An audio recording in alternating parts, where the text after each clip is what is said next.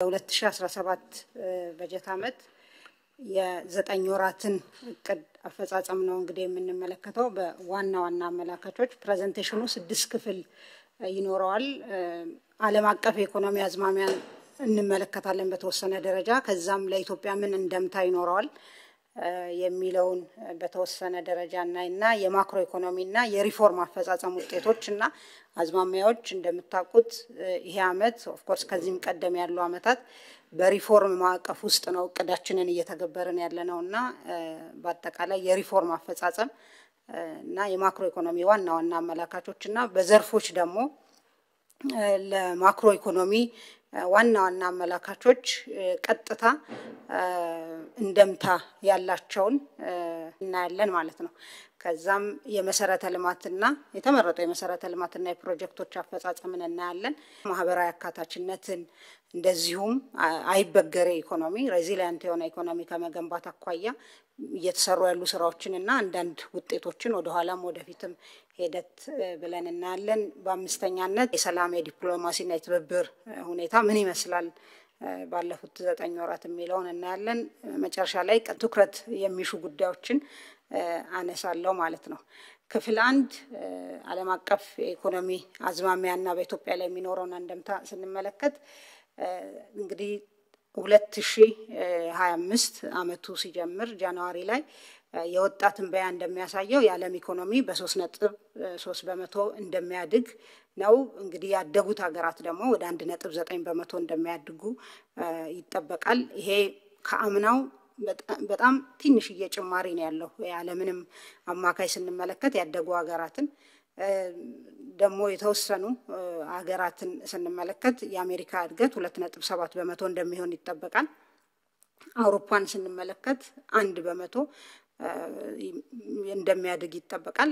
የቻይና ስንመለከት እንደዚሁ የተወሰነ ከአምና ቅናሽ ይኖራል።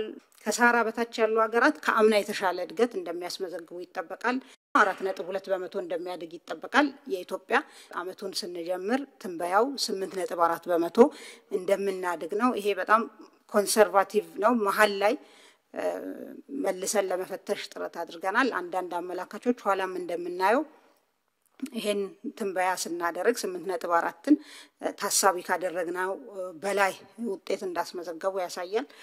ለአሁን ግን ይዘን ያለነው 8.4 ነው ማለት ነው። ሌላኛው እንግዲህ ከዓለም አቀፍ አዝማሚያዎች የኛን የልማት እንቅስቃሴ እንደምታ ያላቸው ውስጥ አንዱ የዓለም አቀፍ ኢኮኖሚ ትብብር ነው። ከዚህ አኳያ በአጠቃላይ ከኮቪድ በፊትም ቢሆን የዓለም አቀፍ የኢኮኖሚ ትብብር ይሄ ኦፊሻል ዴቨሎፕመንት አሲስታንስ የምንለው በእጅጉ መቀዛቀዝ ያሳየበት ነው። በተለይ ከጥራት አኳያ ማለት ነው።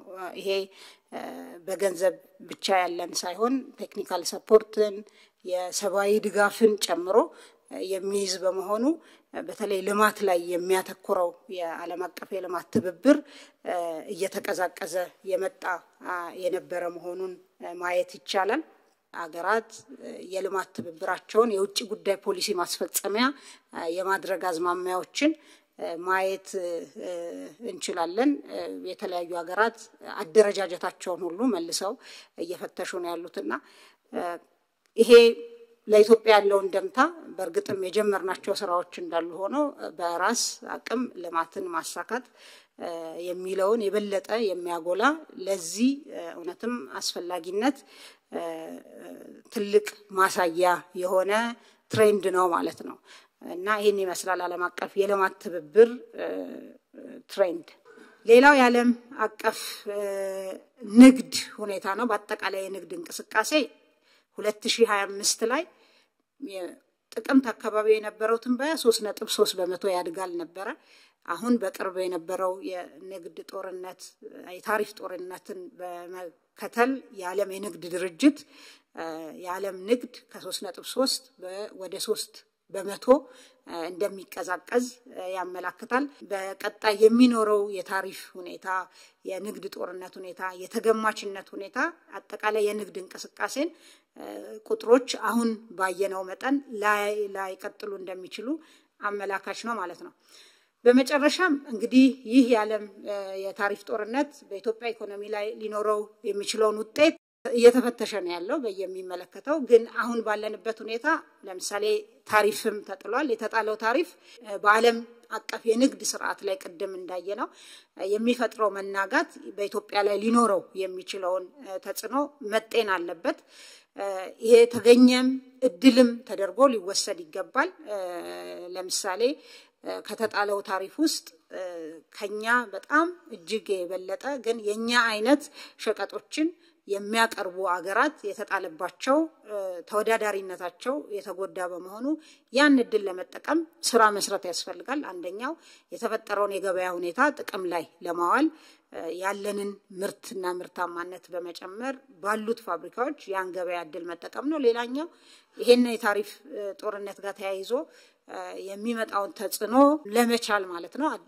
ወደ ተለያዩ አገራት ኢንቨስትመንታቸውን የሚያንቀሳቅሱ ኢንቨስተሮች ቢኖሩ ይሄን እድል ለመጠቀም ጥንቃቄ የተሞላበት እንቅስቃሴ ማድረግና ይሄን እድል መጠቀምም ሌላው የሚታይ ነገር ነው ማለት ነው የኛም እንቅስቃሴ ወሳኝ ይሆናል ማለት ነው ይሄን የመጣውን አንሰርቴኒቲ ወደ እድል ቀይሮ ኢኮኖሚያዊ ተጠቃሚነትን ለማስፋት ማለት ነው እንግዲህ በአጠቃላይ የዓለም አቀፍ የኢኮኖሚ ሁኔታ አዝማሚያ ይሄን ይመስላል በክፍል 2 የማክሮ ኢኮኖሚ እና የሪፎርም አፈጻጸም ውጤቶችን እናያለን ለማስተዋወስ አክል እንደምታስታውሱት 2016 በጀት ዓመትን ስንጀምር ያስቀመጥነውን የ10 ዓመት እቅድ ያስቀመጥናቸውን ግቦች ማሳካት እንድንችል ተከታታይ የሆኑ ሪፎርሞችን ማድረግ አስፈላጊ በመሆኑ የመጀመሪያውን ምዕራፍ የኢኮኖሚ ሪፎርም ስናጠናቀቅ ሁለተኛውን ምዕራፍ ሀገር በቀል የኢኮኖሚ ሪፎርም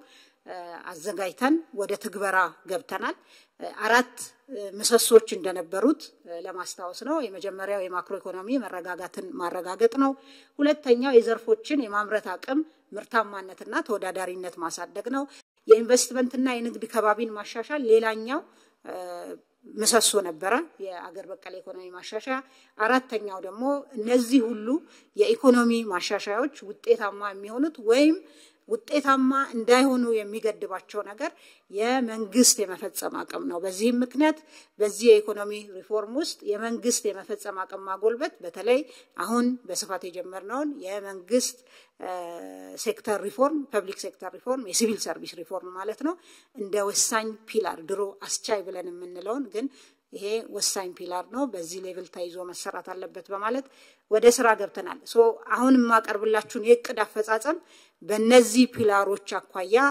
ቃኛቸዋለሁ ማለት ነው መጀመሪያ የተረጋጋ ማክሮ ኢኮኖሚ የሚለውንና ምርታማነትና ተወዳዳሪነት የሚለውን ሁለቱም ፒላር አንድ ላይ አያይዤ ሪፖርቱን አቀርባለሁ ከእድገት አኳያ ይሄ ከዚህ ቀደምም አመቱን ስንጀምር የተነጋገርነው ነው እንደምታስታውሱት 8.4% የኢትዮጵያ ኢኮኖሚ እንደሚያድግ በዚህም በተለይ ማኒፋክቸሪንግ ዘርፍ እድገት ከሎቤዝ እየተነሳ ያለ እንደመሆኑ እድገቱን የሚመራ መሆኑን ያሳያል ኢንዱስትሪ በአጠቃላይ 12.8% ያድጋል ማኒፋክቸሪንግ ግን በ12% ያድጋል ሌሎቹም ዘርፎች ግን ሮበስት የሆነ በጣም ጠንካራ ፖዚቲቭ የኢኮኖሚ እድገት እንደሚያስመዘግቡ ነው እንግዲህ የመጀመሪያው ግመታ ያሳየው ከዚህ አኳያ ወሳኝ አመላካች በማክሮ ኢኮኖሚው የሪፎርምም ውጤት ተደርጎ የሚወሰደው የቁጠባና ኢንቨስትመንት ሁኔታ ነው በሀገር ውስጥ ቁጠባና ኢንቨስትመንትን ስንመለከት ከጂዲፒ ያላቸው ድርሻ በጣም ከ2015 አመት በጀት አመት በፊት በነበረው አመታት በከፍተኛ ሁኔታ መቀዛቀዝ መቀነስ ነበር የሚያሳየው እንቅስቃሴው ከዛ በኋላ ከ2015 ጀምሮ ለምሳሌ 16 እና 17ን ብቻ ብንመለከት እንኳን ኢንቨስትመንት ከጂዲፒ 16 ላይ 20% ነበረ የጂዲፒያችን በ2017 ግን የጂዲፒያችን 23.2% እንደሚሆን ኢንቨስትመንት ተሻሽሎ ማለት ነው አሁን ያሉት አፈጻጸሞች ያመላክታሉ ቁጠባ ሌላው እንግዲህ ኢንቨስትመንት የሚመነጨው ከቁጠባ ስለሆነ ቁጠባ ከጂዲፒያችን ሲታይ የተሻለ አፈጻጸምን ነው የምናየው በ2017 2016 ላይ 14.3% ነበር 2017 ላይ ወደ 19.4 እንደሚሆን ያሳያል ማለት ነው ሌላው እንግዲህ ለእድገታችን ወሳኝ ሚና የሚጫወተው የፌደራል መንግስት ገቢ ነው። በክቡር ጠቅላይ ሚኒስትር የተቋቋመ የገቢ እና የገቢ ጋር የተገናኘ ሪፎርም ስራዎች የሚያስተባብር ግብረ ኃይል አለ። ያ ግብረ ኃይል በየሳምንቱ እየተገናኘ የታክስ ፖሊሲን ብቻ ሳይሆን የታክስ አድሚኒስትሬሽን የታክስ አስተዳደር ስራዎች ማሻሻያዎችን፣ ዲጂታይዜሽንን፣ ታክስ መክፈልን ቀላል ማድረግ፣ የታክስ ጋር የተገናኙ ብልሹ አሰራሮችን መፍታት የሚያስችሉ ስራዎች በርካታ የፖሊሲ ማሻሻያ ስራዎች ተሰርተዋል። የታክስ አስተዳደር ካደረጃጀት ጀምሮ ስራዎች ተሰርተዋል።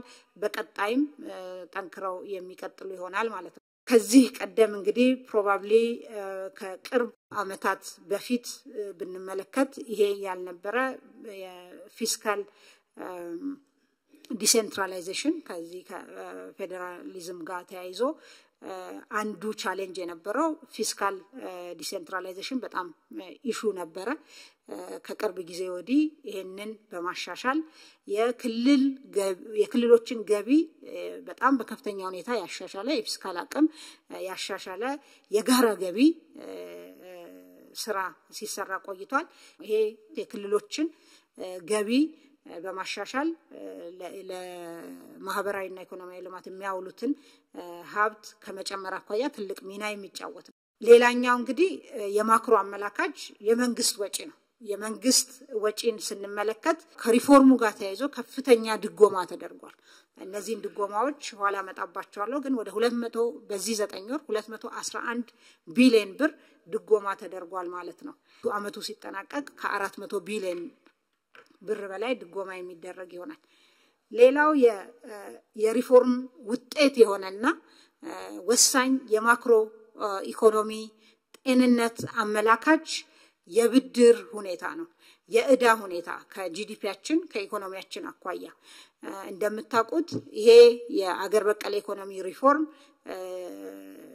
ሪፎርማችንን ለመደገፍ ከኛ ጋር ለመስራት ፈቃደኛ የሆኑ ዓለም አቀፍ ተቋማት አገራት ጋር በተደረገ ትብብር የዕዳ ሽግሽግ በዚህ ሪፎርም ምክንያት በከፍተኛ ሁኔታ ተጠቃሚ መሆን ተችሏል። የዕዳ ሽግሽጉ መጨረሻ ውሳኔውንም ከማግኘቱ በፊት እንደምታስታውሱት የ1.4 ቢሊዮን ብር የጊዜያዊ የዕዳ ክፍያ ማቆም ወይም ስታንድ ስቲል ማግኘት መቻሉ ኢኮኖሚውን እንግዲህ ያለንን ገንዘብ ለልማት እንድናውል ከማረጉ በተጨማሪ ያለውን ጫና ከመቀነስ አኳያ ትልቅ ሚና ተጫውቷል። ይሄ ሪፎርም የ3.5 ቢሊዮን ዕዳ ሽግሽግ አብሮ ይዞ የመጣ ነው። ከዚህ ውስጥ ለምሳሌ ድርድሩ ሲደረግ ቆይቶ የኦፊሻል ክሬዲተርስ ኮሚቴ ንግግር በየጊዜው ሲደረግ እንደነበረ በጂ20 ማዕቀፍ እናውቃለን። በዚህ ውስጥ እንግዲህ አሁን ኮንክሉዥን አግኝቷል ወይም መጨረሻው ላይ ደርሷል ንግግሩ ማለት ነው። በመርሁ በፕሪንሲፕሎቹ ስምምነት ላይ ተደርሶ ይሄ 3.5 ቢሊዮን ዶላር ዕዳ በ2017 የ1.5 ቢሊዮን ዕዳ ሽግሽግ በ2018 የ400 ሚሊዮን በ19 የ500 ሚሊዮን እና በ2020 የ1.5 ቢሊዮን ዶላር የዕዳ ሽግሽግ በሚያስገኝ ሁኔታ ስምምነት ላይ ተደርሷል። ይሄ ለምሳሌ የዚህን አመት ሁኔታ እንኳን ብንመለከት በ2017 ይሄ የዕዳ ሽግሽግ ባይገኝ ኖሮ ይከፈል የነበረው ዕዳ 2.8 ቢሊዮን ዶላር ነው የነበረው። ይሄ ዕዳ ሽግሽግ በመገኘቱ ወደ 1.9 ቢሊዮን ዶላር ብቻ ነው የሚከፈለው። ወደ 1 ቢሊዮን ዶላር የሚጠጋ ገንዘብ እንግዲህ ዕዳ ይከፈል የነበረ ለልማት ላይ መዋል እንዲችል ለማህበራዊ ኢኮኖሚያዊ ልማት ለመሰረተ ልማት ዝርጋታ መዋል እንዲችል ያደረገ የሪፎርም ስራ ነው ማለት ነው የተሰራው። የ2016 አመቱ ሲያልቅ ጠቅላላ የውጭ ዕዳ ከጂዲፒያችን ያለው ድርሻ 13.7 በመቶ ሆኗል። ይሄንን ማስታወስ የምፈልገው ሪፎርሙን ስንጀምር የውጭ ዕዳ ከጂዲፒያችን የነበረው ድርሻ 30 በመቶ በላይ የነበረ መሆኑን ማስታወስ በጣም ጠቃሚ ነው ማለት ነው። ከዛ በኋላ የተሰሩ የዕዳ ማሸጋሸግ ብቻ ሳይሆን $1 ንግድ ብድር ላለመውሰድ በመወሰኑ ምክንያት ተጨማሪ ብድርም አልመጣም ያሉ ብድሮችን ስንከፍል ቆይተናል ስንደራደር ቆይተን ደግሞ ይሄንን የዕዳ ሽግሽግ ማግኘት ችለናል ማለት ነው ድጎማው ቅድም እንዳልኩት በአጠቃላይ ወደ 211 ቢሊዮን ብር ድጎማ በ9 ወሩ ተሰጥቷል ለምን ተሰጠ የሚለውን ለማንሳት ለሴፍቲ ኔት በአመቱ ከተያዘው ውስጥ 41 ቢሊዮን ለሴፍቲ ኔት በተለይ ሴፍቲ ኔት በዚህ መጠን የጨመረበት ምክንያት በሪፎርሙ ምክንያት ተጋላጭ የሆኑ ዜጎቻችን በሚመጣው ያጭር ጊዜ ተጽኖ ወደ ከፋ ችግር ውስጥ እንዳይገቡ ለማድረግ የተደረገ ነው ይሄ ወደ 41 ቢሊዮን በ9 ወሩ ለማዳበሪያ ወደ 62 ቢሊዮን 84 ቢሊዮን ነው ለአመቱ የተያዘው ከእያንዳንዱ ኩንታል ማዳበሪያ ውስጥ 3700 የኢትዮጵያ ብር እየተደጎመ ነው ማለት ነው አርሶ አደሩ ለመድኃኒት በለውጡ ምክንያት የሚመጣውን በመድኃኒት ዋጋ ላይ ጫና ለመቀነስ እስካሁን ድረስ 3.5 ቢሊዮን ብር ድጎማ ተደርጓል ዘይት ወደ 6 ቢሊዮን ብር ተደርጓል ደሞዝ ወደ 38 ነዳጅ በትሬጀሪ በኩል 60 ቢሊዮን በነዳጅ ድርጅቱ በኩል ያለውን 40 ስንጨምር 100 ቢሊዮን ብር በ9 ወሩ ብቻ ለነዳጅ ድጎማ አድርገናል ማለት ነው ኢኮኖሚያችን ውስጥ የመንግስት ልማት ድርጅቶቻችንን እንግዲህ የሪፎርም ስራ በመጀመሪያው ምዕራፍን በተሰራው በሁለተኛው ምዕራፍን በተሰራው ተበታትነው የነበሩትን በኢንቨስትመንት ሆልዲንግ በመሰብሰብ ከፍተኛ ሪፎርም በመስራት ያስተዳደርም ሪፎርም ሌሎች የፋይናንስ እና አጠቃላይ የአሰራር ሪፎርም በማድረግ ኦልሞስት ሁሉንም አሁን በመናወራበት ሰዓት ትርፋማ ማድረግ ተችሏል ይሄ እንግዲህ የ9 ወር አፈጻጸም ነው ጠቅላላ ገቢ የመንግስት የልማት ድርጅቶች 1.5 ትሪሊዮን ብር ሆኗል ማለት 9.3 ቢሊዮን ዶላር የውጪ ምንዛሪ ግኝት አምጥቷል ከአምና በ10% የጨመረ ነው ታክስ 98 ቢሊዮን ከፍሏል በ9 ወሩ ከአምና ጋር ሲወዳደር 56% ጭማሪ ያለው ለመንግስት ትርፍ ድርሻ ሰብስበዋል ወደ 19 ቢሊዮን ከአምናው 29% ይሄ የሚያስተዳድሩት በመንግስት ቦታ ሆኖ የሚያስተዳድሩት ነው 29% ጭማሪ ያለው የመንግስት ትርፍ ድርሻ ለገንዘብ ሚኒስተር ገቢ ደግሞ 14.5 ቢሊዮን አድርገዋል ከአምና አኳያ 63% ጭማሪ ያለው ማለት ነው በኢትዮጵያ ኢንቨስትመንት ሆልዲንግ እና በአጠቃላይ በሶቨሬን ዌልዝ ፈንዱ የተሰሩ ብሬክስሩስ ተብሎ የሚባሉ ጉዳዮች አንዱ እንደምታውቁት የሴኩሪቲ ፕሪንቲንግ ሳይቀር ውጪ ልከን ነበር የምናሰራው ፓስፖርትንም ሆነ ሌሎች ነገሮችን አሁን በዚህ አመት ወደ ስራ ገብቶ አዲሱን ፓስፖርታችንን ማተም የጀመረ የኢትዮጵያ ኢንቨስትመንት ሆልዲንግ ከጃፓን ሌላ ድርጅት ጋራ ቶፓን ግሩፕ ጋር ቶፓን ግራቪቲ ኢትዮጵያ የሚባል ድርጅት በማቋቋም ወደ ስራ ተገብቷል አጠቃላይ ሴኩሪቲ ፕሪንቲንግን በሀገር ውስጥ ማድረግ እንድንችል ትልቅ እመርታ ያመጣ ስራ ነው ማለት ነው ሌላኛው የኢትዮጵያ ሰነደ መዋዕለ ንዋይ ገበያ ነው ሴኩሪቲስ ኤክስቼንጅ ማርኬት መጀመሩ በተለይ ከኢአይኤች አኳያ የዚህ ሼር ሆልደርም በመሆኑ የራሱ ሚና አለው ኋላ ግን በዛ በሴኩሪቲስ ኤክስቼንጅ የተሰሩ ስራዎችን አነሳለሁ በተወሰነ ሌላኛው ወሳኝ ስራ ኢትዮ ግሪን ኩባንያ መቋቋሙ ነው ይሄ እንግዲህ እንደምታስታውሱት ባለፈው የእንግሊዝ ምክትል ጠቅላይ ሚኒስትር በመጡ ጊዜ ስምምነት የተደረሰበት ነው በዋናነት በመኖ ማምረት በእንስሳት ሀብት ልማት ዙሪያ በአጠቃላይ በዚህ ላይ ባሉ ቫልዩ ቼን ላይ የሚሰራ ነው ማለት ነው ይሄ ትልቅ እመርታ ነው በዚህ ዘርፍ ከተገኙ ውጤቶች ውስጥ ነው ማለት ሌላኛው በማክሮ ውስጥ እንደ አመላካች የምናየው የውጪ ምንዛሪ አስተዳደር ሪፎርምና ከዛ ጋር የተያዙ እቅዶች አፈጻጸም ነው ከዚያ አኳያ የሬሚታንስ ፍሰት ባለፉት 8 ወራት የ9 ወር መረጃ አልደረሰም ባለፉት 8 ወራት ስንመለከት 3.68 ቢሊዮን ብር ከኢትዮጵያና ትውልደ ኢትዮጵያውያን በግለሰቦች የተላለፈ ገንዘብ ነው ይሄ ከአምና ጋር ሲወዳደር የ17% ጭማሪ ያለው ማለት ነው ይሄ ለሪፎርሙም በተወሰነ ደረጃ ምላሽ መስጠቱን ያሳያል ቀሪ ስራዎች ቢኖሩትም ይሄ እንግዲህ በግለሰቦች ብቻ የተላለፈው ነው በኤንጂኦዎችና ሌሎች በዚህ ሬሚታንስ ውስጥ የሚካተቱትን ስንጨምር ይሄ ቁጥር ከዚህ ከፍ ያለ ነው የሌላው የውጪ ምንዛሪ አስተዳደር ሪፎርም ጋር ተያይዞ ትልቅ ለውጥ ያየነበት ትልቅ ውጤት ተብሎ የሚወሰደው የውጪ ምንዛሪ ሪዘርቭ ክምችታችን የጨመረበት ነው ይሄ ትልቅ ውጤት የሪፎርሙም ውጤት ተደርጎ መወሰድ ያለበት ነው ሌላኛው የገንዘብ ፖሊሲ በከፍተኛ ሁኔታ ዘመናዊ የማድረግ ስራ ሲሰራ ቆይቷል የገንዘብ ፖሊሲያችን ድሮ በኳንቲቲ ቤዝድ የነበረ ዘመናዊ ያልሆነ ከነበረበት ወደ ዘመናዊ ዋጋ ላይ መሰረት ያደረገ የገንዘብ ፖሊሲ ሽግግር እየተካሄደ ነው ያለው ከዚህ አኳያ ለምሳሌ የብሔራዊ ባንክ በኩል የሚደረግ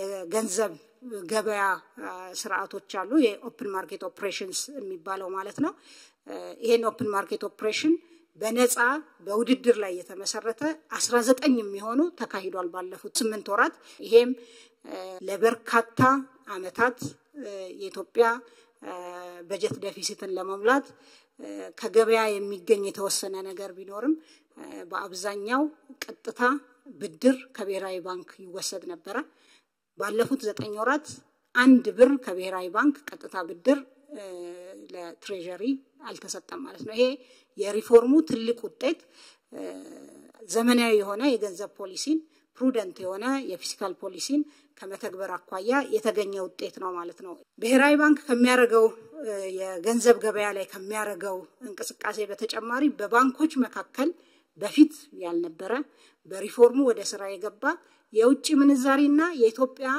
ገንዘብ ገበያ ስርዓት ተጀምሯል ይሄንን ግብይት ፋሲሊቴት ያደረገው ያሳለጠው የኢትዮጵያ ሴኩሪቲስ ኤክስቼንጅ ነው በአጠቃላይ ከሪፎርሙ አኳያ የገንዘብ ፖሊሲ ሪፎርማችንም ውጤታማ መሆኑን የሚያሳይ ነው በቀጣይ የሚገባው የኤክስፖርት አፈጻጸም ላይ ነው ኤክስፖርት እንግዲህ በእቅድ ያዝናቸው ነገሮች ነበሩ በ10 አመትም በ3 አመት እቅዳችንም ከዛም በአመት በሚመነዘሩ እቅዶች የተያዘ ግብ ነበር ግን ለሪፎርሙ ምላሽ በተለይ ኢኮኖሚያችን የሰጠ ለመሆኑ ትልቅ ማሳያ የሆነ አፈጻጸም ነው ባለፉት 9 ወራት የነበረው የኢትዮጵያ ኤክስፖርት እንደምታውቁት ከ3 ቢሊዮን ለማለፍ በጣም ሳይችል ለዘመናት የቆየ የነበረ ነው እንግዲህ ባለፉት አመታት በተሰሩ የሪፎርም ስራዎች በተለይ ደግሞ በዚህ አመት በዋናነት የተሟላ ማክሮ ኢኮኖሚ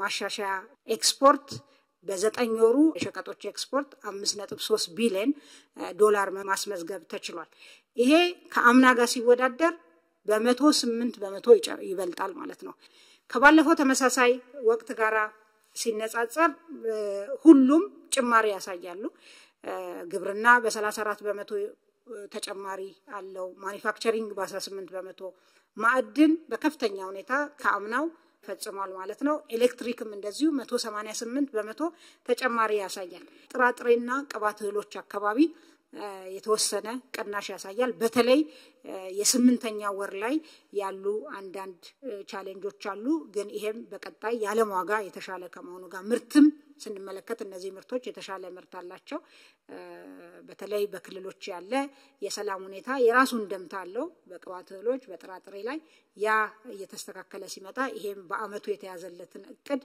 የሚያሳካ ይሆናል በርግጥ የኮንትሮባንድ ቻሌንጅም እንደዚሁ ተያይዞ ይነሳል ከነዚህ ምርቶች ጋር ሌሎችም እዚህ ያላመጣቸው ሸቀጦች አሉ የኤክስፖርት ሸቀጦች እንደዚሁ ተግዳሮት የሚያጋጥማቸው በአጠቃላይ ከንግድ ስርዓቱ ጋር ተያይዞ ማለት ነው ሌላኛው ዋና የማክሮ ኢኮኖሚው አፈጻጸም አመላካች የውጪ ቀጥተኛ ኢንቨስትመንት አፈጻጸም ነው የውጪ ቀጥተኛ ኢንቨስትመንት የ8 ወራት መረጃ ነው እዚህ ያለን የእቅዳችንን 77% ፈጽመናል በ8 ወራት ወደ 2.5 ቢሊዮን ዶላር ኢንቨስትመንት ስበናል በዚህ ውስጥ የተሰጠ ፍቃድ አለ እንግዲህ ወደ 63 ፍቃዶች ተሰጥተዋል ባለፉት 8 ወራት በዘርፍ ስንመለከተው በግብርና 10 በማኑፋክቸሪንግ 207 በአገልግሎት ዘርፍ ደግሞ 146 ፍቃዶች ሰጥተናል በባለቤትነት ስናየው 143 የውጪ ፍቃድ ሰጥተናል ለውጪ ኢንቨስተሮች በጥምረት ወደ 44 የሚሆኑ የሀገር ውስጥና የውጪ ባለሀብቶች ጥምረት የሀገር ውስጥ ደግሞ ወደ 33 የሚሆኑ አዳዲስ ፍቃዶች ወጥተዋል ወደ ማምረትና አገልግሎት መስጠት የተሸጋገሩ ኢንቨስትመንቶች አሉ እቅዳችን 161 ኢንቨስትመንቶች በስራ ላይ የነበሩ ወደ ማምረትና አገልግሎት መስጠት ይሻጋገራሉ የሚል ነበር 141 የሚሆኑት ተሸጋግረዋል ማለት ሌላው የማክሮ ኢኮኖሚ አፈጻጸም አመላካች ኢምፖርት ነው ኢምፖርትን ስንመለከት ባለፉት 8 ወራት ለኢምፖርት 11.9 ቢሊዮን ዶላር ከፍለናል ከአምናው የ1.2 በመቶ ጭማሪ ያለው ኢምፖርት ግርድፉ ቁጥሩ ሳይሆን ምን ኢምፖርት አደረግን የሚለው የበለጠ ለኢኮኖሚያችን ያለውን እንደምታ ያሳያል እንደምታስታውሱት ከዚህ ቀደም በነበሩ አመታት በተለይ ከኮቪድ በኋላ የዓለም የምግብ ዋጋ እና የሸቀጦች ዋጋ በከፍተኛ ሁኔታ በጨመረ ጊዜ መድኃኒትንም ጨምሮ ማለት ነው አብዛኛውን የኢምፖርት ለምንመድበው ዶላራችን የሚሄደው የነበረው ለፍጆታ እቃዎች ነው የነበረው ባለፉት 8 ወራት የካፒታል እቃዎች ኢምፖርት በከፍተኛ ሁኔታ ጨምሯል በ15 በመቶ ግብርና ለግብርና የመጣ የካፒታል እቃ ይሄ ማለት ለሜካናይዜሽን የሚያገለግል ማለት ነው 52 በመቶ ጨምሯል ለኢንዱስትሪ የመጣ ካፒታል እቃ በ24 በመቶ ጨምሯል ከአምና ተመሳሳይ ወቅት ጋር ስናወዳድረው ማለት ነው ጥሬ እቃም እንደዚሁ በተወሰነ ደረጃ ጨምሯል የጥሬ እቃና በከፊል የተሰናዱ እንግዲህ የፖሊሲ ፕራዮሪቲያችን እየቀነሱ መሄድ አለባቸው በሀገር ውስጥ እነዚህን መተካት አለብን ሌሎች ግን እኛ ለማምረት ገና ያልደረስንባቸው የካፒታል እቃዎች ማሽነሪዎች የማስገባት ምጣኔ የተሻለ መሆኑን ያሳያል ማለት ነው ይሄም በግብርና በአምራች ኢንዱስትሪው ላይ ያለ አፈጻጸም ላይ ትልቅ እንደምታለው ትልቅ ለውጥ ነው ማለት ሌላው እንግዲህ የማክሮ ኢኮኖሚ አመላካች የፋይናንስ ዘርፍ አፈጻጸም ነው ከፋይናንስ ዘርፍ አቋያ በባንኮች ያለ ተቀማጭ ገንዘብ በ24 በመቶ ጨምሯል በዚህ 8 ወር ባንኮች 473.9 ቢሊዮን ብር ብድር ሰጥተዋል አምና በዚህ ሰዓት 292 ቢሊዮን ብር ብቻ ነበር ብድሩ ማለት ነው ይሄ ብድር ደግሞ የት ነው ሄደው ብለን በተበዳሪ አይነት ስንመለከት የግሉ ዘርፍ 76 በመቶውን ብድር ወስዷል ከዚህ ውስጥ ማለት ነው የመንግስት የልማት ድርጅቶች ደግሞ 23 በመቶውን ብድር ወስደዋል ማለት ነው ሌላው በዘርፎች የተለቀቀ ብድር ይሄን ማየት የሚያስፈልገው ተጨማሪ ስራም እንደሚፈልግ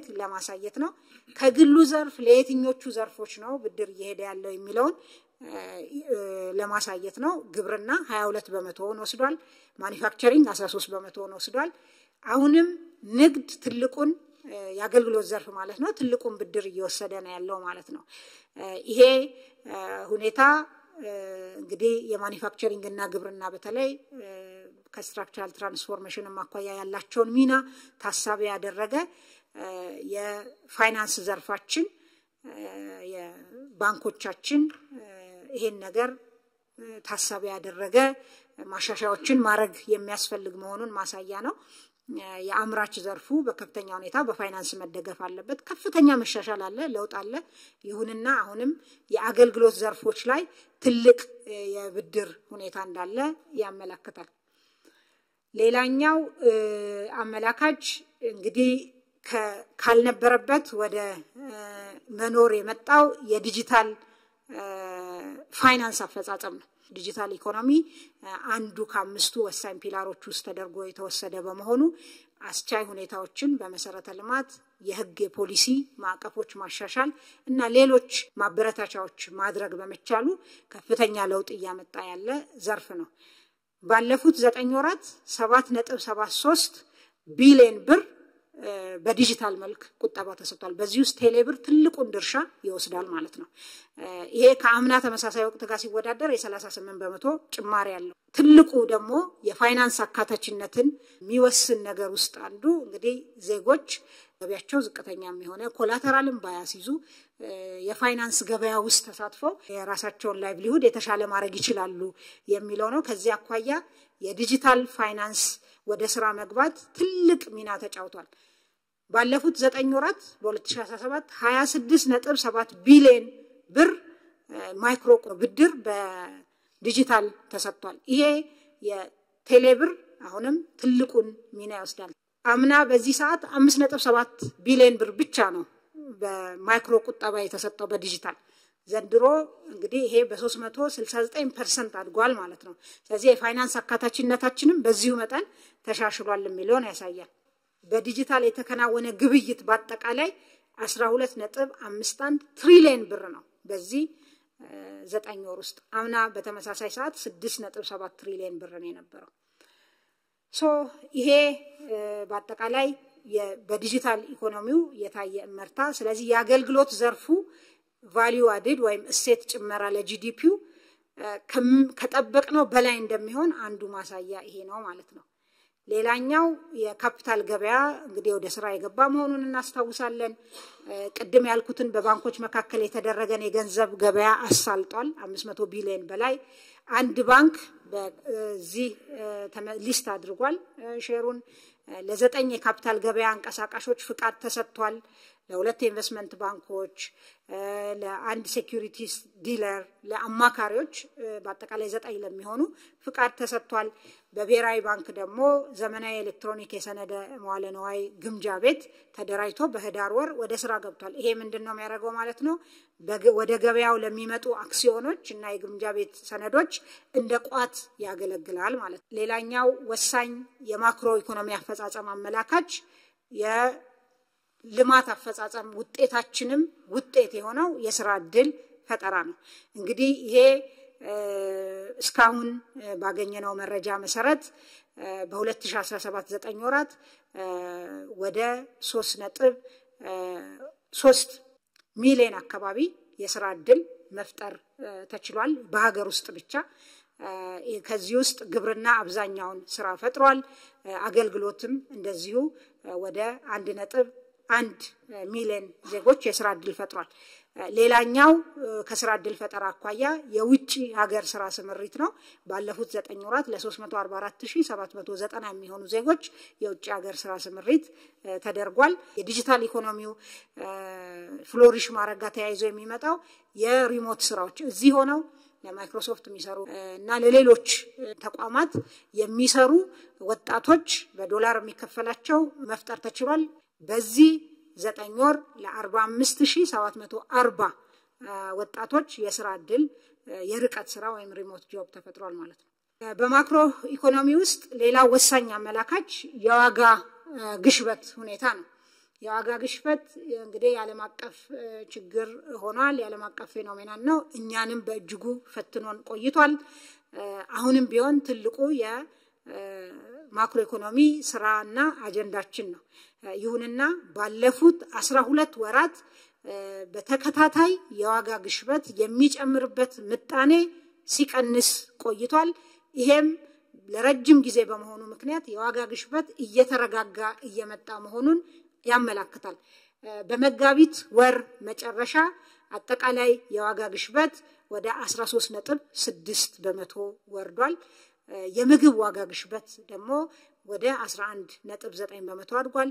ምግብ ነክ ያልሆኑ ሸቀጦች ዋጋ ግሽበት ደግሞ ወደ 16.2 በመቶ ወርዷል ማለት ነው። ይሄም ከሪፎርሙ ጋር ተያይዞ የሚጠበቅ ጫና የነበረ ቢሆንም ከዋጋ ግሽበት አኳያ የተሰሩ ስራዎች ከምርትና ምርታማነትን መጨመር፣ የገበያ ሁኔታን የማስተካከልና የማዘመን፣ የቁጥጥር አቅም የማሳደግና በአጠቃላይ በገበያ ውስጥ ያለን የገንዘብ ሁኔታ የገንዘብና ጥብቅ የገንዘብና የፊስካል ፖሊሲ በመከተል የተገኘ ውጤት ነው ማለት ነው።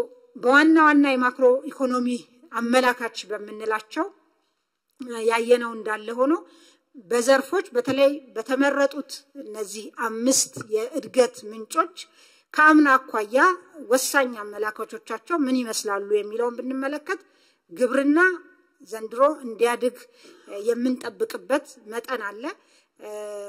ግን ከአምና ጋር ሲወዳደር ልዩነቱ በጣም ከፍተኛ ነው ለምሳሌ አምና በመኸር 17.5 ሚሊዮን ሄክታር ነው ያረስነው ዘንድሮ 20.57 ሚሊዮን ሄክታር አርሰናል ከመኸር አምና 507 ሚሊዮን ኩንታል ሰብስበናል ዘንድሮ 610 ሚሊዮን ኩንታል ሰብስበናል ስንዴን የመኸርን ብቻ ስናይ አምና 122 ሚሊዮን ኩንታል ነው የሰበሰብነው ዘንድሮ 152 ሚሊዮን ኩንታል ሰብስበናል ኩታ ገጠም በተለይ የቴክኖሎጂ የሜካናይዜሽን ስራችንን ውጤታማ የሚያደርግ ምርትና ምርታማነትን የተሻለ የሚያደርግ ስራ ነው አምና 8.67 ሚሊዮን ሄክታሩ በመኸር ከታረሰው ውስጥ በኩታ ገጠም የተሸፈነ ሲሆን ዘንድሮ 11.83 ሚሊዮን ሄክታር ኦልሞስት ከ50% በላይ የመኸር እርሻችንን በኩታ ገጠም ነው ያረስነው ማለት ነው በእንስሳት ሀብት ልማቱም እንደምታውቁት የልማት ትሩፋት ኢኒሺዬቲቭ ስራ ወደ ስራ ከገባ በኋላ ከፍተኛ ለውጥ እየታየበት ያለ ዘርፍ ነው ወተት እንቁላል ማር እዚህ እንደምትመለከቱት ከፍተኛ ለውጥ ያመጡ ዘርፎች ናቸው ማለት ነው ሌላው ባለፉት 5 አመታት እና 6 አመታት ቡና ላይ ከፍተኛ ስራ ሲሰራ ነው የነበረው ቡና በቡና የተሸፈነ መሬት ባለፉት 5 አመታት 11 በመቶ ጨምሯል የቡና ምርት በ19 በመቶ ጨምሯል የምርታማነትም የቡና ምርታማነት መጨመር በጣም አዳጋች እና ከፍተኛ ስራ የሚጠይቅ ነው የቡና ምርታማነትም ባለፉት 5 አመታት በ7 በመቶ መጨመር ተችሏል ማለት ነው ሌላኛው ማዳበሪያ በ9 ወር ብቻ ብንመለከት ከአምና በ4 ሚሊዮን ኩንታል የበለጠ የ9 ወሩ ብቻ ማለት ነው የምርጥ ዘርንም ብንመለከት ከፍተኛ ለውጥ ያለው ኖራ አምና በ9 ወር ምንም ኖራ አላከፋፈልንም ወይም ለአሲዳማ መሬት አላከምንም ነበር ዘንድሮ 384 ሺህ ኩንታል ኖራ ተከፋፍሏል ወይም ለማከም ውሏል ማለት ነው የተዳቀሉ ላሞች ቁጥር ጨምሯል ያንድ ቀን ጫጩት አቅርቦት ጨምሯል ዘመናዊ የንብ ቀፎ እንደዚሁ አቅርቦት በከፍተኛ ሁኔታ ጨምሯል ካምና ኦልሞስት በእጥፍ ማለት ነው ሌላኛው ዘርፍ ለጂዲፒ ኮንትሪቢዩሽን ያለው እና ከትኩረት መስኮቻችን ውስጥ ኢንዱስትሪ ነው የኢንዱስትሪ ወሳኝ የኢንዱስትሪ ላይ የሚመጣ እድገት ወሳኝ አመላካች ዓለም አቀፍ አመላካች የኢነርጂ ኮንሰምፕሽን ነው ኢንዱስትሪዎቻችን ባለፉት 9 ወራት የተጠቀሙት ኢነርጂ ከአምና ተመሳሳይ ወቅት ጋር ሲወዳደር የ29 በመቶ ጭማሪ ያሳይቷል እንግዲህ ያሉት ኢንዱስትሪዎቻችን ተጨማሪ ኢነርጂ አምና ከነበረው ከተጠቀሙት ተጨማሪ ኢነርጂ ተጠቅመዋል ማለት ነው ይሄም አምና ካመረቱት በላይ አምርተዋል ማለት ነው የተሸጠም የተመረተም ኢነርጂ በአጠቃላይ ግን በከፍተኛ ሁኔታ ጨምሯል ከ60% በላይ ጨምሯል አጠቃላይ የተመረተና የተሸጠ ኢነርጂ ይሄ ለሃውስሆልድ ኮንሰምፕሽንም የሚውል ኢነርጂ ስለሚሸጥ ማለት ነው ሌላው በኢንዱስትሪ ውስጥ ወሳኝ ዘርፍ የኮንስትራክሽን ዘርፍ ነው የኮንስትራክሽን ዘርፍ ወሳኝ ዓለም አቀፍ አመላካቾች ደግሞ የብረትና የሲሚንቶ ምርት ነው ሲሚንቶ የብረት ምርትን ብንመለከት ከባለፈው አመት 8 ወር ጋር ነው ያወዳደርነው ስናወዳደር የ25 በመቶ ብልጫ አለው ሲሚንቶ ከአምና ተመሳሳይ ወቅት ጋር ሲወዳደር የ11 በመቶ ጭማሪ አለው ማለት ነው ሲሚንቶም በጣም ቻሌንጅድ የነበረ ዘርፍ ነው ወደ ኢንዱስትሪ ዘርፍ ወደ ማኒፋክቸሪንግ በተወሰነ ዲፕ ዳይቭ ማድረግ ፈልጋለሁ የማኒፋክቸሪንግ ኢንዱስትሪ በክቡር ጠቅላይ ሚኒስትር የተቋቋመ የኢንዱስትሪ ካውንስል ከፍተኛ የሆነ ድጋፍ ሲያደርግ ቆይቷል ለአምራች ኢንዱስትሪው ዘርፍ ከዚህ አኳያ በግብአት በአቅም ግንባታ በመሰረተ ልማት በፋይናንስ እና በታክስ በጉምሩክ በሎጂስቲክ በትሬድ ፋሲሊቴሽን ከፍተኛ ድጋፎች ሲደረጉ ነበር በኢነርጂ ለምሳሌ ለ50 ኢንዱስትሪዎች ያለባቸው ይሄ ተቆጥሮ በስም ያሉ ኢንዱስትሪዎች ናቸው ያለባቸው የኃይል አቅርቦት ችግር ተፈቷል ከዛ በተጨማሪ ሌሎች የግብአት ለአግሮ ኢንዱስትሪዎች እና ለሌሎች ኢንዱስትሪዎች የግብአት አቅርቦት የተሻለ እንዲሆን ተደርጓል ከጉምሩክ አንፃር ለብቻቸው ለአምራች ኢንዱስትሪ አንድ መስኮት አገልግሎት ለመስጠት ስራ ተሰርቷል ይሄም በጣም ከፍተኛ ለውጥ አምጥቷል አምራች ኢንዱስትሪዎች ባመጡት ዋጋ ዲክሌር እንዲያደርጉ እና ፕሮሰስ እንዲያደርጉ እድል ተሰጥቷቸዋል የቦንድድ ዌርሃውስ ደግሞ ተጠቃሚ እንዲሆኑ ተደርጓል ማለት ነው ይሄ የወርኪንግ ካፒታል ጫናቸውን የሚቀንስ በዛ ላይም የግብአት አቅርቦትን በከፍተኛ ሁኔታ የሚያሻሽል ነው ማለት ነው በአቅም ግንባታ ስልጠናዎች በመስጠት የታክስ እፎይታዎችን የታክስ ማሻሻያዎችን በማድረግ እንደዚሁ ከፍተኛ ስራ ተሰርቷል። በዚህ ውስጥ ምን ውጤት ተገኘ? ባለፉት 9 ወራት በማኒፋክቸሪንግ ካውንስሉ በተደረጉ ድጋፎች እና በአጠቃላይ በዘርፉ በተሰራው ስራ 6 ኢንዱስትሪዎች የጨርቃ ጨርቅ ኢንዱስትሪዎች የካፓሲቲ ዩቲላይዜሽናቸው ወይም የማምረት አቅም አጠቃቀማቸው በ11 በመቶ አድጓል። ወደ 7 የሚሆኑ የቆዳና የቆዳ ውጤቶች ኢንዱስትሪዎች አሁንም በ11.7 በመቶ የማምረት አቅም አጠቃቀማቸው አድጓል። የምግብና መጠጥ ፋብሪካዎች ደግሞ ወደ 10 የሚሆኑ በ10 በመቶ የካፓሲቲ ዩቲላይዜሽናቸው ጨምሯል። ሌላኛው ኤክስፖርት አቁሞ የነበሩ ፋብሪካዎች ነበሩ። ይሄ ካውንስል ባደረገው ድጋፍ 24 አምራች ኢንዱስትሪዎች ኤክስፖርት ማድረግ ጀምሮ በዚህ 9 ወር 14.3 ሚሊዮን ዶላር አስገኝተዋል ማለት ነው። ኢንዱስትሪ ፓርኮች ውስጥ ያለ እንቅስቃሴን እንዲሁ ለማየት ለምሳሌ ሶላር ፓኔል ሶላር ሴሎችን ከሶፊስቲኬሽን አኳያ እናምርት ከነበረው በአብዛኛው ጨርቃ ጨርቅ የቆዳ ምርት ከነበረው ወደ ቴክኖሎጂ የተደገፉ ምርቶች ለመሸጋገር ትልቅ መንገድ መጀመሩን የሚያሳይ ወደ 120 ሚሊዮን ዶላር ኢንቨስትመንት በማድረግ በዚህ በሚቀጥለው ሳምንት ለኤክስፖርት የተዘጋጀ ምርት ያመረተ ስራ ተሰርቷል። ይሄ እንግዲህ ከገባ በጣም አጭር ጊዜ ነው። በዚሁ አመት ነው የገባው ወደ ኢንዱስትሪ ፓርክ፣ ግን ማምረት ጀምሮ ኤክስፖርት ለማድረግ ዝግጅት ጨርሷል ማለት ነው። ሌላው በስራ ላይ በኮንስትራክሽን ላይ ያለው የኢትዮጵያ አየር መንገድና ናሽናል ኢንቨስትመንት ግሩፕ አንድ ላይ በመሆን የአውሮፕላን አካላት በማምረት ለዓለም አቀፍ አየር መንገዶች ለማቅረብ ስራ ለመስራት ነው። ይሄ እንግዲህ በኢንዱስትሪ ፓርክ ውስጥ ቂሊንጦ ነው። ቂሊንጦ ኢንዱስትሪ ፓርክ ውስጥ ነው ያለው። ኦሬዲ ኮንስትራክሽን ላይ ነው ያሉት ማለት ነው። ሌላው ተሽከርካሪ የሚያመርቱ እንደዚሁ በዚህ 9 ወር የኤሌክትሪክም የነዳጅም የሚያመርቱ ወደ ስራ ገብተዋል። በጣም በግብርናው አዲስ ቴክኖሎጂ አርቲፊሻል ኢንተለጀንስ በመጠቀም ይሄም ቂሊንጦ ኢንዱስትሪ ፓርክ ውስጥ ያለ ነው። በቨርቲካል ፋርሚንግ እንጆሪ ያመረተ ለውጭ ገበያ ለሀገር ውስጥና ለውጭ ገበያ የሚያቀርብ ድርጅት ነው። በአጠቃላይ ባለፉት 9 ወራት 17 አዳዲስ ኢንቨስተሮች 17 ሼዶችን ይዘዋል። 55 የሚሆኑ አዲስ የገቡ ባለሀብቶች አሉ። በክቡር ጠቅላይ ሚኒስትር በተሰጠ አቅጣጫ የኢንዱስትሪ ፓርኮች ውስጥ የሀገር ውስጥ ባለሀብቶች ገብተው እንዲሰሩ አቅጣጫ በመቀመጡ ምክንያት አሁን በዚህ አመት ብቻ 41 የሚሆኑ የሀገር ውስጥ ባለሀብቶች ወደ ኢንዱስትሪ ፓርክ ገብተዋል ማለት ነው። 11 ደግሞ የውጭ ባለሀብቶች ናቸው ከ55ቱ ማለት ነው። ሌላኛው የኢምፖርት ሰብስቲቲዩሽን ወሳኝ ግባችን ነው። እንደምናውቀው ከውጭ የሚመጡ እቃዎችን የመተካት ባለፉት 9 ወራት ወደ 3 ቢሊዮን የሚጠጋ ምርቶች በሀገር ውስጥ ተተክቷል። ለምሳሌ ምግብና መጠጥ አምና ከገባው በ40 በመቶ የቀነሰ ነው የገባው ዘንድሮ። ሜዲካል ጎዝን ብንመለከት በ69 በመቶ የቀነሰ ነው የገባው።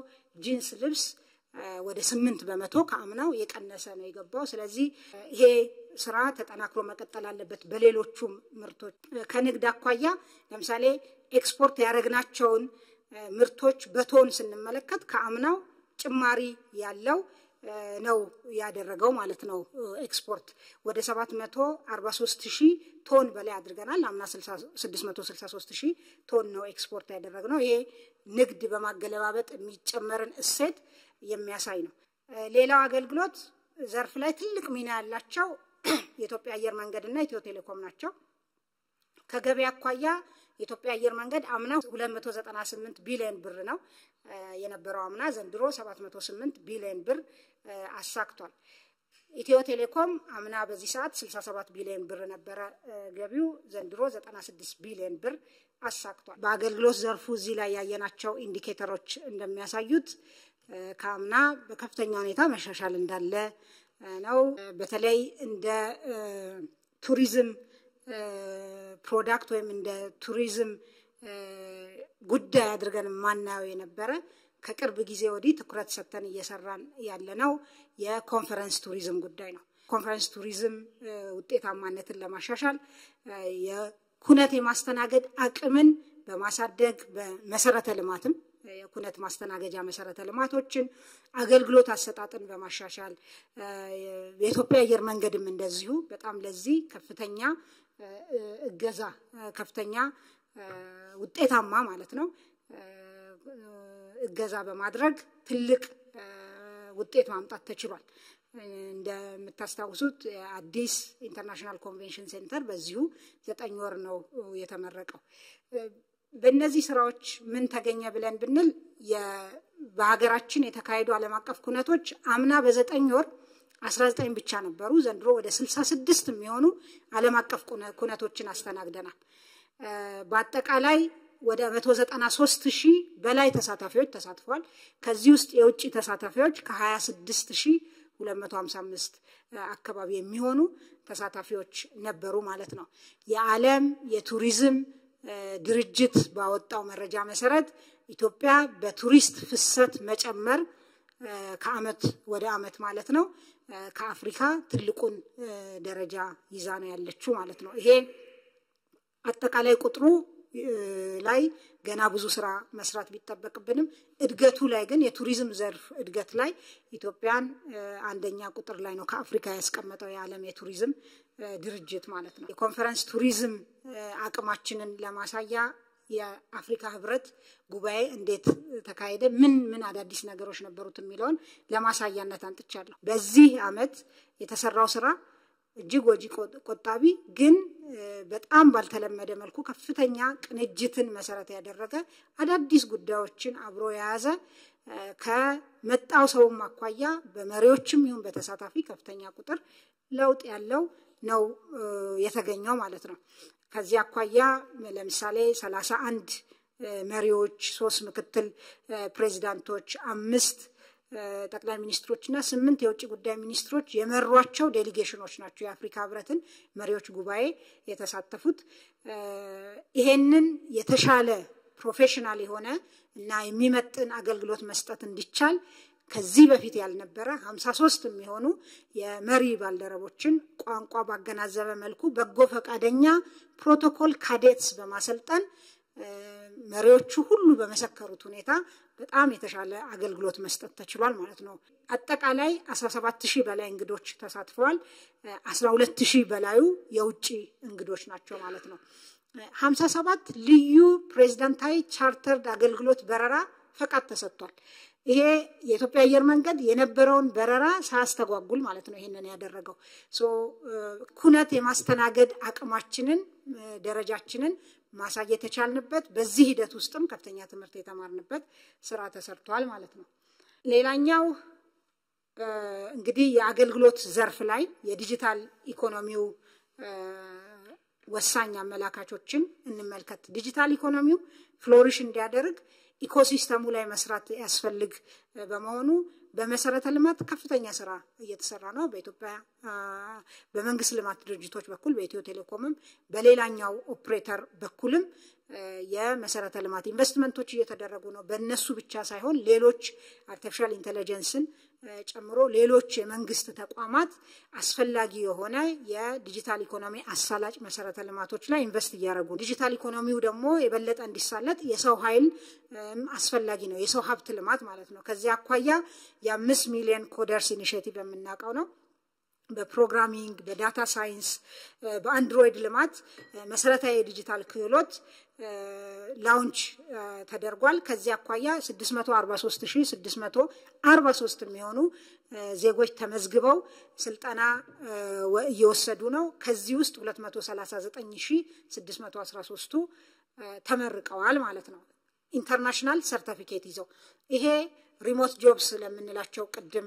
ማይክሮሶፍት ለማክዶናልድ ይሰራሉ እዚህ ሆነው የምንላቸው ልጆች ውስጥ የሚካተቱ ያ አቅም እንዲሰፋ የሚያደርጉ ልጆች ወይም ወጣቶች ናቸው ማለት ነው የኢንተርኔት ተጠቃሚዎች ቁጥር 50.2 ሚሊዮን ደርሷል የሞባይል ተጠቃሚዎች ቁጥር 86.6 ሚሊዮን ደርሷል የቴሌብር ደንበኞች 52 ሚሊዮን በላይ ሆነዋል ማለት ነው ሌላው የዲጂታል ኢኮኖሚ ወሳኝ ምሰሶ ፋይዳ ነው የዲጂታል አይዲ ፕሮጀክታችን ማለት ነው ከዚህ አኳያ በ2020 መጨረሻ ላይ 90 ሚሊዮን ዜጎች ዲጂታል አይዲ እንዲኖራቸው እቅድ ተይዞ እየተሰራ ነው። በ2017 23 ሚሊዮን ለማድረስ ታቅዷል። አሁን ላይ 14 ሚሊዮን ዜጎች ዲጂታል አይዲ ወስደዋል። ከ55 በላይ ተቋማት ትስስር በመፍጠር ለሌሎች ተቋማት የመረጃ ምንጭ በመሆንና የማረጋገጥ አገልግሎት ይሄ ኦፊስ እየሰጠ ይገኛል ማለት ነው። የፋይዳ ሌላኛው ፋይዳ ደግሞ ኢትዮጵያን በዲጂታል ኢገቨርንመንት ሪፖርት ላይ በፋይዳ ምክንያት ብቻ በ10 ደረጃ ጃምፕ እንድትዘል አድርጓታል ማለት ነው። እንድትቀድም 10 ሀገሮችን ይሄ የዩኤን ሪፖርት ነው ባለፈው የወጣ እንደምታውቁት። ፋይዳ ይሄን ኮንትሪቢዩሽን አለው። በዚህ ለምሳሌ እንደው ዘርዘር አድርገን አንዳንድ ጉዳዮችን ብናይ በሀገር ውስጥ በለማ ዲጂታል ሲስተም 35 ሚሊዮን ዶላር ወጪ ማስቀረት ተችሏል። በኢትዮጵያ ደረጃ ቅድም እንዳልኩት ከነበረበት በ10 ከፍ ብሏል። ገቢዎች ከፋይዳ ጋር ተሰናስሎ መስራት በመጀመሩ በየአመቱ ላይሰንስ ለማደስ ያወጣ የነበረውን 100,000 ዶላር አስቀርቷል። 33ቱም ባንኮች አሁን ከፋይዳ ጋር እየሰሩ በመሆናቸው የፋይናንስ ሴኩሪቲን ከማረጋገጥ አኳያ የራሱ ትልቅ ሚና ተጫውቷል ማለት ነው። ሌላኛው ፒላር የቢዝነስ አሰራርና ኢንቨስትመንት ምቹ ሁኔታን ከመፍጠር አኳያ እየተሰሩ ያሉ ስራዎች አሉ። ለምሳሌ የሎጂስቲክ ዘርፍ ማሻሻያዎች ለ3 መልቲሞዳል ትራንስፖርት ኦፕሬተሮች ዘርፉ ሊብራላይዝድ ሆኗል፣ ፍቃድ ተሰጥቷል። በኮንቴነር አሽጎ የመላክ ምጣኔን 64% ማድረስ ተችሏል። የመርከቦች የወደብ ላይ ቆይታ 12.6 ቀናት ሆኗል ማለት ነው። ሌላው የንግድ አሰራር ማሻሻያ ነው። በዚህ ፒላር ውስጥ የሚታየው እንደምታስታውሱት የጅምላና ችርቻሮ ንግድን ለውድድር ክፍት አድርገናል፣ ሊብራላይዝ አድርገናል። ያ ከተደረገ በኋላ ወደ 260 በላይ የውጭ ኢንቨስተሮች ፍላጎት አሳይተዋል። 79ኙ ይሁንታ አግኝተዋል። 57ቱ በገቢ ንግድ፣ 22ቱ ደግሞ በወጪ ንግድ ነው ፍቃድ ያገኙት። 40 ከዚህ ውስጥ ፍቃድ አውጥተዋል። ከ40 ውስጥ 27ቱ ገቢ የኢንቨስትመንት ፍቃድ አውጥተዋል ማለት ነው። 27ቱ በገቢ 17ቱ በወጪ ንግድ 8 የሚሆኑት ከነዚህ ውስጥ በገቢ ንግድ ተሰማርተው የተለያዩ ምርቶችን ማምጣትና ማቅረብ ጀምረዋል ማለት ነው። 5ቱ ደግሞ በወጪ ንግድ ፍቃድ ያወጡት የወጪ ንግድ ስራ ውስጥ መሳተፍ ጀምረዋል ማለት ነው። ከንግድ ማሳለጥ አኳያ ሌላኛው የትሬድ ፋሲሊቴሽን ስራ፣ የጉምሩክ የረቨኑ እና ሌሎች የዲጂታላይዜሽን ስራዎች፣ የታክስ መክፈልን ለማቅለል ኢፋይሊንግ ኢፔመንት ስራዎች እየሰፉ ይገኛሉ ማለት ነው። አራተኛው ፒላር ታስታውሱ እንደሆነ ከሆም ግሮን ኢኮኖሚክ ሪፎርም ወይም ከሀገር በቀል ኢኮኖሚ ማሻሻያው ላይ ያሳየኋችሁ የመንግስት አገልግሎትና የሲቪል ሰርቪስ ማሻሻያ ነው። ከዚያ አኳያ አዲስ ፖሊሲ አጽድቀን ወደ ስራ መግባታችንን ታስታውሳላችሁ። ከያን ፖሊሲ የሚያስፈጽሙ አዋጆች፣ ፍኖተ ካርታ፣ ስትራቴጂዎች፣ ማኑዋሎች ተዘጋጅተዋል። እነዛ እንግዲህ የጸደቁ ማኑዋሎች፣ የጸደቁ አዋጆች፣ የጸደቁ ፖሊሲዎች ወደ ስራ ገብቷል። ይሄን ፖሊሲ ለማስፈጸም ከፍተኛ አቅም ግንባታ ስራዎች ተሰርቷል። የፌደራል ተቋማት አመራሮች በቅርብ እንደምታስታውሱት ከዚህ ቀደም ከተደረገው በተጨማሪ ስልጠናዎች ተሰጥተዋል።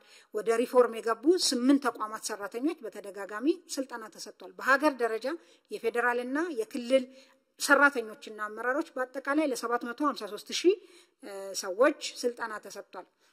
ዲጂታይዝ ማድረግ አንዱ የሪፎርሙ አካል በመሆኑ ሲቪል ሰርቪስን መረጃ የማደራጀት ማዘመንና ጥቅም ላይ የማዋል ስራ ተሰርቷል። በተለይ የኢስሚስ የስራን የኢንተግሬትድ ሲቪል ሰርቪስ ማኔጅመንት ኢንፎርሜሽን ሲስተም ነው።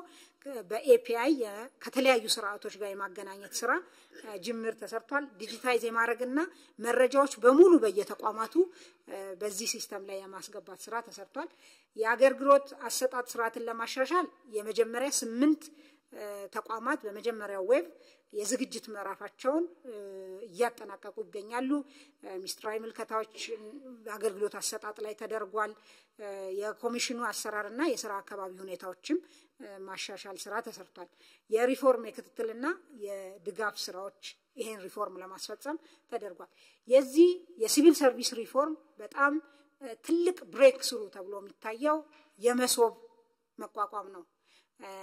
ይሄ በቅርብ ወደ ስራ የሚገባ መሶብ የሚባል የአንድ ማዕከል አገልግሎት ነው። ይሄ አንድ ማዕከል አገልግሎት እንግዲህ 20 ተቋማት ላሁን 94 አገልግሎቶቻቸውን ለይተዋል። ለሙከራ 12 ተቋማት 38 አገልግሎቶችን በዚህ ማዕከል ላይ ለስራ ያዘጋጁ ነው ያሉት። የአገልግሎት ስታንዳርድ፣ የስራ ፍሰት ማፒንግ እና ካታሎጊንግ ተጠናቋል። የህግ ማቀፎች ይሄንን ማዕከል ወደ ስራ ለማስገባት የሚያስፈልጉ ዝግጅት ተጠናቋል። የሰው ኃይል ዝግጅት 112 ሰው ሪክሩት ተደርጎ ሰልጥኖ ተዘጋጅቷል። 59 ካውንተሮች፣ 16 ባክ ኦፊስ፣ 13 አስተባባሪዎች ተለይተው ስልጠና ወስደዋል። 24 በጎ ፈቃድ አገልግሎት የሚሰጡና ተለይተዋል ማለት ነው። ሌላኛው ይሄንን ስራ የሚሰራበት ህንጻ የሪሞዴሊንግ እና የማዘመን ስራ በከፍተኛ ሁኔታ ተሰርቶ እየተጠናቀቀ ይገኛል። የመጨረሻው ሳምንታት ላይ ነው ያለው ማለት ነው። እንግዲህ ለነዚህ ለመጀመሪያ 8 ተቋማት ለሙከራ ኦሬዲ ተደልድሏል ማለት ነው። ባንኮችም እዚህ ውስጥ አገልግሎት የሚሰጡ ይሆናል። በጣም የዚህ አገልግሎት ወሳኝ ዲፓርቸር አገልግሎቶቹ ዲጂታል መሆናቸው ነው። ዲጂታል አገልግሎት በየቦታው አለ፣ ግን የዚህ ዲጂታል አገልግሎት በተለይ በኤፒአይ የተሳሰረ መሆኑ በዚህ ውስጥ የኢትዮጵያ አርቲፊሻል ኢንተለጀንስ ኢንስቲትዩት ትልቅ ሚና የተጫወተበት 8 ሶፍትዌሮች እንዲለሙ ኦፍ ኮርስ ከሌሎች ተቋማትም ጋር በመተባበር ትልቅ ስራ ተሰርቶ በሀገር በቀል ትልቅ ወጪ ያስወጣ የነበረን ማስቀረት ተችሏል ማለት ነው። ይሄ ተመርቆ ወደ ስራ ሲገባ ከፍተኛ የሆነ የአገልግሎት አሰጣጥ ችግርን የሚፈታ ይሆናል። ክፍል 3 ዋና ዋና የምንላቸውን የመሰረተ ልማትና ፕሮጀክት አፈጻጸሞች እናያለን። ፈጠን ብዬ ሄድባቸዋለሁ። ትልቁ ፕሮጀክታችን የህዳሴ የኃይል ማመንጫ ፕሮጀክታችን ነው። አሁን ባለንበት 98.6% ላይ ደርሷል። እስካሁን በጠቅላላ 6 ዩኒቶች ስራ ጀምረዋል። ከዚህ 2280 ሜጋዋት ማመንጨት ጀምረናል። አጠቃላይ ለሀገራዊ ኢነርጂ አቅርቦት ኃይል አቅርቦት 40%ን የሚሸፍነው አሁን ከታላቁ ህዳሴ ግድባችን የሚመነጨው ነው። ሌሎች የኃይል ማመንጫ ፕሮጀክቶቻችን ኮይሻ አለ። ኮይሻም እንግዲህ ትልቅ ፕሮጀክት ነው። ከአፍሪካ 3ኛ ትልቁ የሚባል ነው። ይሄ ፕሮጀክት ከ71% አካባቢ በተለይ ፊዚካል አፈጻጸሙ 71% አካባቢ ላይ ይገኛል።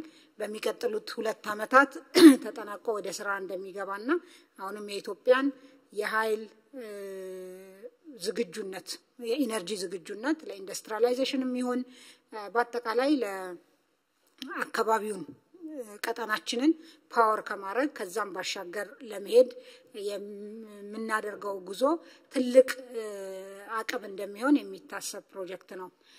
ሌላው የንፋስ ፕሮጀክቶች አሉን 2 አይሻ እና አሰላ።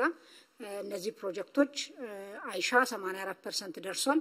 አሰላ ደግሞ 82% ደርሷል አፈጻጸማቸው ማለት ነው።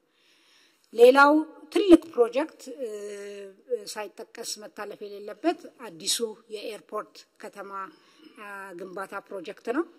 አሁን ባለንበት ከ30 ቢሊዮን ብር በላይ በሆነ ኮንትራክት በ8 ሎት የግንባታ ቦታውን የማዘጋጀት ስራ እየተሰራ ይገኛል። የኤርፖርት ከተማው የዲዛይን ስራ የማጠናቀቅና ሀብት የማሰባሰብ ስራ በስፋት እየተሰራ ይገኛል ማለት ነው። ሌላ ፕሮጀክቶች እንግዲህ በርካታ በሀገራችን በተለያዩ አካባቢዎች ያሉ የመኖሪያ ቤት ፕሮጀክቶች ናቸው። ባለፉት 9 ወራት እንደ እቅድ 319406 ቤቶች ለመገንባት እቅድ ተይዞ ነበር። አፈጻጸሙ የዚህ 86% ወይም 275411 ቤቶች ተገንብቷል። ይሄ እንግዲህ በተለይ ከመኖሪያ ቤት አቅርቦትና ከቤት ግንባታ አኳያ ትልቅ የአሰራር ለውጥ መኖሩን እናውቃለን። መንግስት ቤት ዋና አቅራቢ ሳይሆን አመቻች እና ቤት አቅርቦት ላይ ለሚሳተፉ የግሉ ዘርፍ አስቻይ ሁኔታ በመፍጠር በዋናነት ቤት አቅርቦትን የግሉ ዘርፍ እንዲሳተፍበት በማበረታታት ነው የሚሰራው። እንግዲህ ባለፉት 9 ወራት በግሉ ዘርፍ በማህበርም በሪል ስቴት ግለሰቦችም የሰሩትን ቤት ጨምሮ 252656 በእቅድ ተይዞ 205038 ቤቶች ተሰርቷል። በመንግስት አስተባባሪነት ይሄ እንግዲህ ለአቅመ ደካማ ምንሰራቸውን ቤቶች ጨምሮ ማለት ነው 37304 አዳዲስ ቤቶች ተሰርተዋል ማለት ነው። የገጠር የልማት ማዕከላትም ላይ በፖሊሲ ድጋፍም በደረጃ በስታንዳርድም ድጋፍ ይደረጋል በሚመለከተው መስሪያ ቤት በኩል። በዚህ እንግዲህ በእነዚህ ገጠር ማዕከላት 33000 በላይ ቤቶች ተሰርተዋል ተገንብተዋል ማለት ነው። ሌላው ፕሮጀክት እንግዲህ የከተማ ሪሃቢሊቴሽን የከተማ መልሶ ማልማት በጣም ሻንቲ የሆኑ ቦታዎችን አዳዲስ መሰረተ ልማቶችን የመገንባት ከተማ ደረጃዎችን የመጨመር ስማርት የማድረግ አረንጓዴ የማድረግ ስራ የሆነው የኮሪደር ልማት ነው። አዲስ አበባ እንደምታውቁት በ8 ኮሪደሮችና በ65 ሌሎች ከተሞች የሚታይ ውጤት ያላቸው ስራዎች እየተሰሩ ይገኛሉ። አዲስ አበባ ሁለተኛው ኮሪደር ሁለተኛው ፌዝ የኮሪደር ስራ በመጠናቀቅ ላይ ይገኛል። ከዛ በተጨማሪ ጎንደር፣ ጅማ፣ ቢሾፍቱ፣ ባህር ዳር፣ ሐረር፣ ሐዋሳ፣ ጅጅጋ፣ አርባ ምንጭ፣ ድሬዳዋ ከተሞች በደንብ የሚታይ የኮሪደር ልማት ስራ እየሰሩ ያሉ አካባቢዎች ናቸው። ሌሎችም ከተማዎች ጅምር ቢሆንም የኮሪደር ልማቱ ስራ በየአካባቢው እየተጠናከረ መሆኑን ያሳያል። የኮሪደር ልማት እንዲሁ የማሳመር የማስፋት ብቻ ሳይሆን በከተማው ውስጥ ለሚኖሩ ዜጎች አካታችነትን የሚያረጋግጥ ሰስቴነብል የሆነ ከተማና ሰስቴነብል ኮሚኒቲስ የመፍጠር ዓላማ ያለው ነው ማለት ነው። እንዲሁ ከምናየው ኮንስትራክሽን ባሻገር በርካታ ጉዳዮች አሉት በኮሪደር ልማት ውስጥ። ሌላው በመሰረተ ልማት ውስጥ የሚታየው የአዲስ መንገዶች ግንባታና የፍጥረት መንገድን ጨምሮ ነው። በ2017 9 ወራት ውስጥ 385 ኪሎ ሜትር መንገዶች ተሰርተዋል ማለት ነው። ወደ 123 የሚሆኑ ፕሮጀክቶች ናቸው ያሉት። እነዚህ ፕሮጀክቶች በተለያየ አፈጻጸም ደረጃ እና በተለያየ ሀገሪቱ አካባቢዎች ያሉ ናቸው። የፈጣን መንገዶችን ለብቻ ከኢኮኖሚያዊ ጠቀሜታቸው አኳያ ለይቶ ለማየት የዝዋይ ባቱ አርሲ ነገሌ መንገድ አጠቃላይ 57 ኪሎ ሜትር ነው። ከዛ ውስጥ 49 ኪሎ ሜትሩ ተጠናቋል። የአርሲ ነገሌ ሐዋሳ መንገድ ደግሞ አጠቃላይ የፍጥነት መንገድ ነው 52 ኪሎ ሜትር ነው። 33.5 ኪሎ ሜትሩ ተጠናቋል። አዳማ አዋሽ የፍጥነት መንገድ የመጀመሪያው ሎት አዲስ የተጀመረ ነው። 61 ኪሎ ሜትር አካባቢ ነው። 22 ኪሎ ሜትሩ ተጠናቋል ማለት ነው። ሌላው የመሰረተ ልማት ስራ የመስኖ መሰረተ ልማት ነው። እንግዲህ ከዚህ አኳያ በርካታ የመስኖ ፕሮጀክቶች አሉን። ያለቁ ፕሮጀክቶች ሁለተኛው ፌዛቸው ወይም ሁለተኛ ሎት ዋናው ግድብ ከተገነባ በኋላ አውታሮቹን የመገንባት ተርሸሪ ሰከንደሪ ካናሎችን የመስራት ስራ በስፋት እየተሰራ ይገኛል። እዚህ እንደው የተወሰኑ ፕሮግረስ ያደረጉ የመስኖ ፕሮጀክቶችን ያመጣሁት መገድ እንግዲህ 2016 መጨረሻ ላይ 60% ነበረ። አሁን 66% አፈጻጸም ደረጃ ላይ ይገኛል።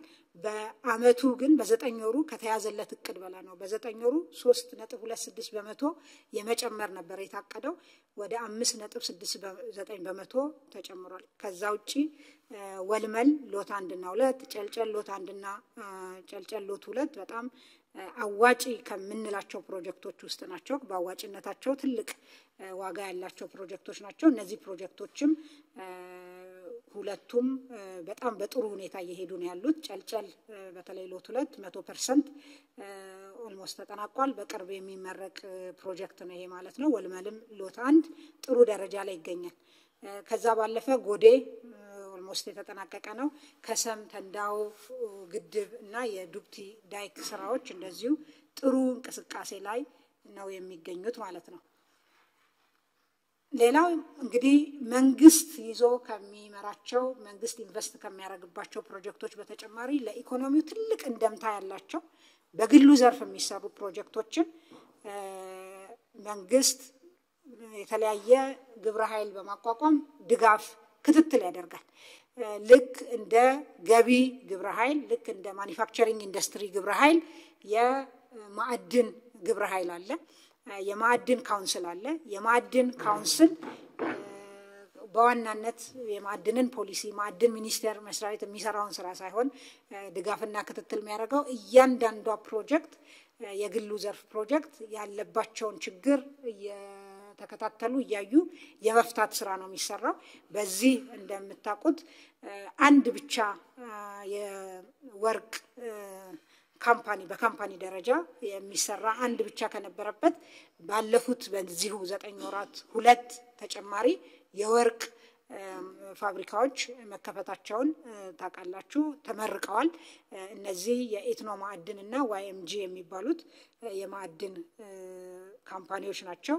ሌላው ኢዛና ማዕድን የሪሃቢሊቴሽን ስራ ሰርቶ መልሶ ግንባታውን አጠናቋል። የሙከራ ምርት ላይ ነው የሚገኘው ማለት ነው። ሌላኛው ከማዕድን አኳያ የድንጋይ ከሰል ነው። እንደምታውቁት የድንጋይ ከሰል ሲሚንቶን ጨምሮ ለአንዳንድ የአምራች ኢንዱስትሪ ዘርፎች የኢነርጂ ምንጭ ከመሆን አኳያ ትልቅ ሚና የሚጫወት ነው። በጣም በርካታ ዶላር ተከፍሎ ከውጪ እንደሚመጣ እናውቃለን። ይሄንን በሀገር ውስጥ ግን ጥሬ ዕቃው እያለ የማጠብ እና እነዚህን ደግሞ የማጠብ ስራ የሚሰሩ ፋብሪካዎችን ፕላንቶችን የማቋቋም እና ኢንቨስትመንቱን የማምጣት ነበር ክፍተቱ። አሁን እንግዲህ ባለፉት 9 ወራት ኢቲ ሚነራል ተጠናቆ ወደ ምርት ገብቷል። ተመርቆ ሆልዲንግ የሚባል ፕላንት አንዱን ሌላ ፕላንትም አለው እሱን እየሰራ ነው። ፕላንት አንድ እንደዚሁ ተጠናቋል። ይሄ 155,000 ቶን በአመት ያመርታል። የኢቲ ሚነራል 150 ቶን ድንጋይ ከሰል ማጠብ የሚችል ነው በሰዓት።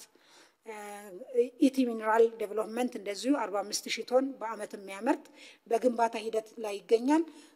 ትልቁ ደግሞ ናሽናል ማይኒንግ ኮርፖሬሽን የያዘው በአመት 1 ሚሊዮን ቶን የሚያመርት ግንባታ ተጠናቆ የቴስትና ኮሚሽኒንግ ስራ ላይ ይገኛል። ይሄ ከ2 ሚሊዮን ቶን በላይ በአመት እንድናመርት ያደርገናል። እነዚህ ፋብሪካዎች ሙሉ በሙሉ ወደ ስራ መግባት በአመት ለአሁን እኛ የምንፈልገው ወደ 1.5 ሚሊዮን ቶን ነው። እኛ ሰርፕለስ ኖሮን ኤክስፖርት ለማድረግ እድል የሚፈጥር ነው ማለት ነው። ሌላው የሲሚንቶ ነው። ሲሚንቶ እንደምናውቀው ልክ ሌሎቹን ፋብሪካዎች የኢንቨስትመንቶች የግል ዘርፍ ተደግፈው ወደ ስራ እንዲገቡ ችግሮቻቸው እንዲቀረፉ እንደተደረገው ለሚ ናሽናል ሲሚንቶም እንደዚሁ በጣም በመንግስት ክትትል ድጋፍ ወደ ስራ ገብቶ እስካሁን ከተመረቀ በኋላ ከ700,000 ቶን ሲሚንቶ በላይ አምርቷል። ሌላው ፓዮኒር ሲሚንቶ ነው። የማስፋፊያ ስራ የማምረት አቅሙን ወደ 600,000 ቶን ለማሳደግ ስራ ጀምሮ ነበር። ከ3 ወር በኋላ ይመረቃል ፕሮጀክቱ ያለበት ሁኔታ የሚያሳየው ማለት ነው። እንግዲህ ስለ ዋናውና ፕሮጀክቶች የናክል ካልኩኝ ከዘላቂ ልማት አኳያና ማህበራዊ አካታችነትን ከማረጋገጥ አኳያ ምን እንደተሰራ አነሳለሁ። በአብዛኛው ማጣቀሳቸው ቁጥሮች የዩኤን ተቋማትና ሌሎች ያወጧቸውን በወሳኝ ኢንዲኬተሮች በአካታችነት አመላካቾች ያነሷቸውን እና ያወጧቸውን ሪፖርቶችንም እንደማጣቀሻ እጠቅሳለሁ ማለት ነው። ከትምህርት አኳያ ትምህርት ጥራትን ለማሻሻል በተለይ የትምህርት ቤቶቻችን ሁኔታ የአጠቃላይ ትምህርት ቤቶቻችን ሁኔታ የትምህርትን ጥራት የትምህርትን አውትካም የሚወስኑ በመሆናቸው የክፍሎች ሁኔታን የተሻሉ ደረጃቸውን የመጠኑ ትምህርት ቤቶች እንዲሆኑ ውሃ፣ መታጠቢያ ቤት፣ ወንበሮች እና መጽሐፎች እንዲሁም አስፈላጊ የትምህርት ቤት ግብዓቶች የትምህርት ጥራትን ማሳካት የሚያስችሉ ለመስራት በተጨማሪ እንግዲህ የትምህርት ለትውልድ የሚባል ኢኒሼቲቭ በክቡር ጠቅላይ ሚኒስትራችን መጀመሩን እናስታውሳለን። በዚህ በ2 አመት እንግዲህ እንደምናየው 82 ቢሊዮን ብር መሰብሰብ ተችሏል። የተሰራ ስራ ቅድመ አንደኛ ደረጃ ትምህርት ቤት በ2 አመት 5904 አዲስ ቅድመ አንደኛ ደረጃ ትምህርት ቤት በትምህርት ለትውልድ ብቻ ኋላ አመጣለሁ አጠቃላይ ምን ያክል ኬጂዎች እንደተሰሩ። አንደኛና መካከለኛ ደረጃ ትምህርት ቤቶች 832 ተሰርተዋል። የሁለተኛ ደረጃ ትምህርት ቤቶች 712 ተሰርተዋል። በአጠቃላይ 6815 ትምህርት ቤቶች ተሰርተዋል። በዚህ በሞቢላይዝ በተደረገ ገንዘብ ማለት ነው። በነባር ትምህርት ቤቶች ላይም የእደሳ ስራ ተሰርቷል። አዲስ ክፍሎች ከ10,000 በላይ ተሰርተዋል። መታጠቢያ ቤቶች፣ የውሃ ተቋማት በሺዎች የሚቆጠሩ ተገንብቷል። እድሳት የተደረገላቸው ትምህርት ቤቶች በአጠቃላይ ወደ 22,343 ናቸው። ተጨማሪ 26,793 የተማሪዎች ወንበር ወይ መቀመጫ በዚህ በትምህርት ለትውልድ በተሰበሰበ ገንዘብ ተሰርቷል። ሌላው በተጨማሪ ከትምህርት ለትውልድ ውጪ በፌደራል ትምህርት ሚኒስቴር የልማት አጋሮችን በማስተባበር 162 ትምህርት ቤቶች ግማሹ ተጠናቆ የማረካከብ ስራ ተሰርቷል። እንደምታውቁት የፌደራል መንግስት አጠቃላይ ትምህርት ላይ በህጉ መሰረት አይሳተፍም፣ መሳተፍም ግዴታ የለበትም። መሰረተ ልማቱ ላይ ግን ያሉ ክፍተቶችን ለመሙላት እና የትምህርት ጥራትን ስታንዳርድ ሴትም ለማድረግ እንዲቻል እነዚህ ትምህርት ቤቶች እየተሰሩ ነው። ለምሳሌ 51ኛ ደረጃ ትምህርት ቤት ተጠናቀው ለሚመለከተው ተረክበዋል።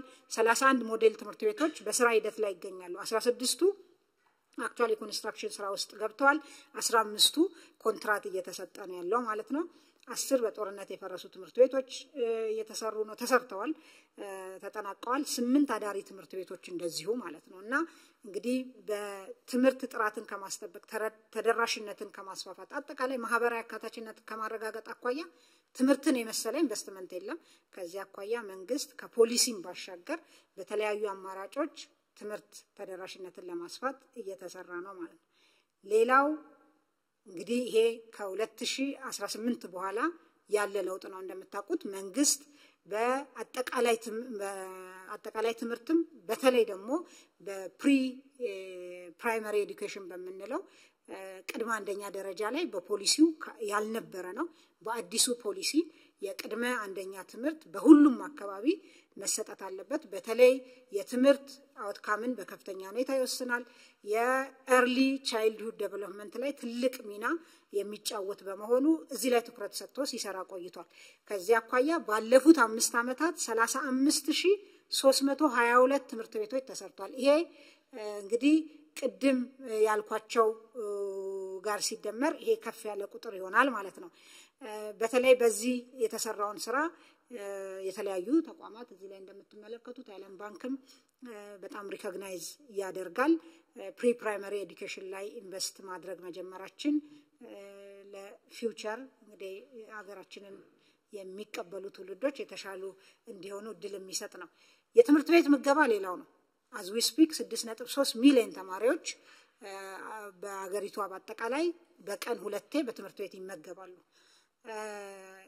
ሌላው እንደ ኢንዲኬተር እንደ ውጤት አመላካች የምናየው ንጥር ተሳትፎ ይባላል። የትምህርት ተሳትፎ የፕሪ ፕራይመሪ ወይም የቅድመ አንደኛ ንጥር ተሳትፎ በአጠቃላይ 45% ደርሷል። ይሄ እንግዲህ በግል ብቻ አቅም ያለው ልኮ የሚያስተምር ከነበረበት የመንግስት በመጨመሩ የመጣ ምርታ ነው ማለት ነው። እና ይሄ አንዱ ትልቅ የማህበራዊ አካታችነት ፒላር ነው ብለን ነው የምንወስደው። አጠቃላይ ከአንደኛ እስከ 8ኛ ክፍል ንጥር ተሳትፎም የኮቪድ ጊዜ በክላይሜት ቼንጅ በኮንፍሊክት ትንሽ ይካፕ አጋጥሞት እንደገና ፒክ ማድረግ ጀምሯል። እንደምታዩት የ2016 መረጃ ነው ይሄ። የ17 ተጠናቆ ይወጣል። 88.4 በመቶ ደርሷል። ንጥር ተሳትፎ ነው። ይሄ ማለት ምንድነው? በእድሜያቸው መግባት ባለባቸው ጊዜ ገብተው ለምሳሌ አንደኛ ክፍል ላይ በ7 ዓመቱ ከሆነ በ7 ዓመቱ የገባው ልጅ ብቻ ተቆጥሮ ነው። እዛ ክፍል ውስጥ በ10 ዓመቱ ያለ ሊኖር ይችላል፣ የ11 ዓመት ልጅ ሊኖር ይችላል። ያን አያካትትም። ይሄ በእድሜው የገባ ልጅ ብቻ ትልቅ የጥራት አመላካች ነው። 88% መድረስ ተችሏል ማለት ነው። ሌላኛው ጤና ነው። የማህበራዊ አካታችነት ወሳኝ አመላካች በተለይ የእናቶችና የህፃናት ጤና ላይ የሚሰራ ስራ የእናቶች ሞት ምጣኔ የተባበሩት መንግስታት የሰስቴናብል ዴቨሎፕመንት ጎል ዘላቂ የልማት ግቦች ላይ የተቀመጠ ግብ አለ በ2030 መሳካት ያለበት። እዛ ላይ ከመድረስ አኳያ ኢትዮጵያ እያደረገች ያለችው በጣም ጥሩ እንቅስቃሴ መሆኑን የሚያሳይ ሰሞኑን የወጣ የዩኤን መረጃ እንደሚያሳየው 412 ከ1000 ላይቭ በርዝስ የነበረ የሞት ምጣኔን ወደ 195 ማውረድ ተችሏል። ይሄ የ2015 ነው። በቅርብ ደግሞ ተጨማሪ መረጃ የሚወጣ ይሆናል። ይሄንን በጣም በዓለም አቀፍ ደረጃ ሪኮግኒሽን ያገኘ እንግዲህ ሰሞኑንም አይታችሁ ከሆነ ሶሻል ሚዲያ ላይ የነበረ ሪፖርት ነው የዩኤን ሪፖርት ላይ ማለት ነው። ኢትዮጵያ ይሄን እቅድ ልታሳካ እንደምትችልም ማሳያ ነው።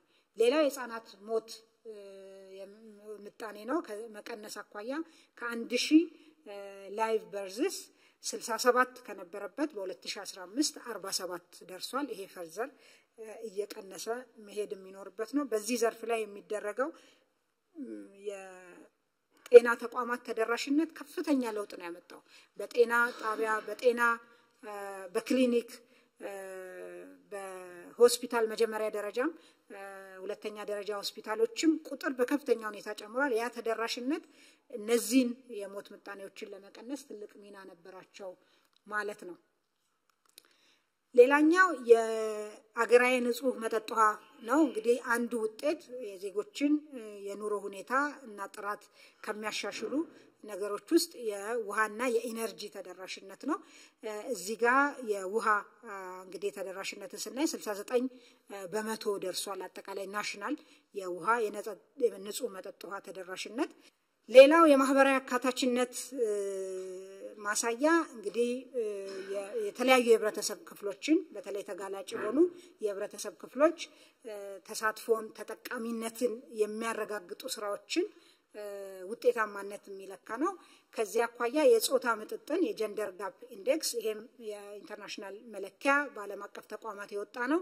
2015 ላይ ከነበረበት 0.64 2023 ላይ 0.711 ደርሷል። በዚህም ኢትዮጵያ ግሎባል ራንኳ በ2015 124ኛ ሀገር ነበረች። አሁን በ2023 ላይ 75ኛ ሆናለች። ይሄ ኢንዴክስ የሚያየው በኢኮኖሚ ተሳትፎና ተጠቃሚነትን፣ በማህበራዊ ጉዳይ ተጠቃሚነትን፣ አካታችነት ምን ያክል ተረጋግጧል የሚለውንና ፖለቲካዊ ተሳትፎን የሚመለከት ነው። በእነዚህ ኢንዴክስ ኢትዮጵያ ጥሩ አፈጻጸም ያሳየች መሆኑን ያሳያል ግሎባል ራንኩ።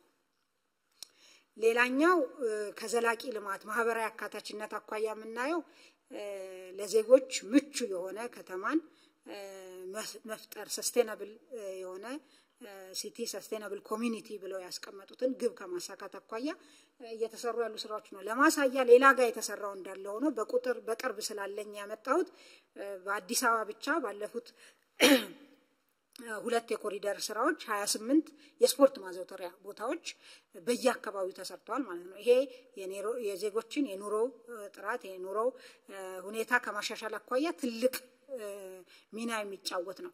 ፓርኮች በነፃ ለዜጎች ኦፕን ስፔሶች ፓርክና ፕላዛ ከ193 በላይ ተገንብተዋል ማለት ነው። በህፃናት መጫወቻዎች 66 አካባቢ ተገንብተዋል። ይሄ በአጠቃላይ በከተማ ውስጥ ለዜጎች ምቹ ሁኔታ ከመፍጠር አኳያ አካታች ከመሆን አኳያ ትልቅ ሚና የሚጫወት ነው። ሳልጠቅስ ማላልፈው ባለፉት 6 ዓመታት የአቅመ ደካማ ቤቶችን የማደስ በየክልሉ ከክብር ጠቅላይ ሚኒስትራችን ጀምሮ የተወሰደው ኢኒሼቲቭ በአጠቃላይ ከ170 ሺህ በላይ ቤቶች ተገንብተው ለተጠቃሚዎች ተላልፈዋል።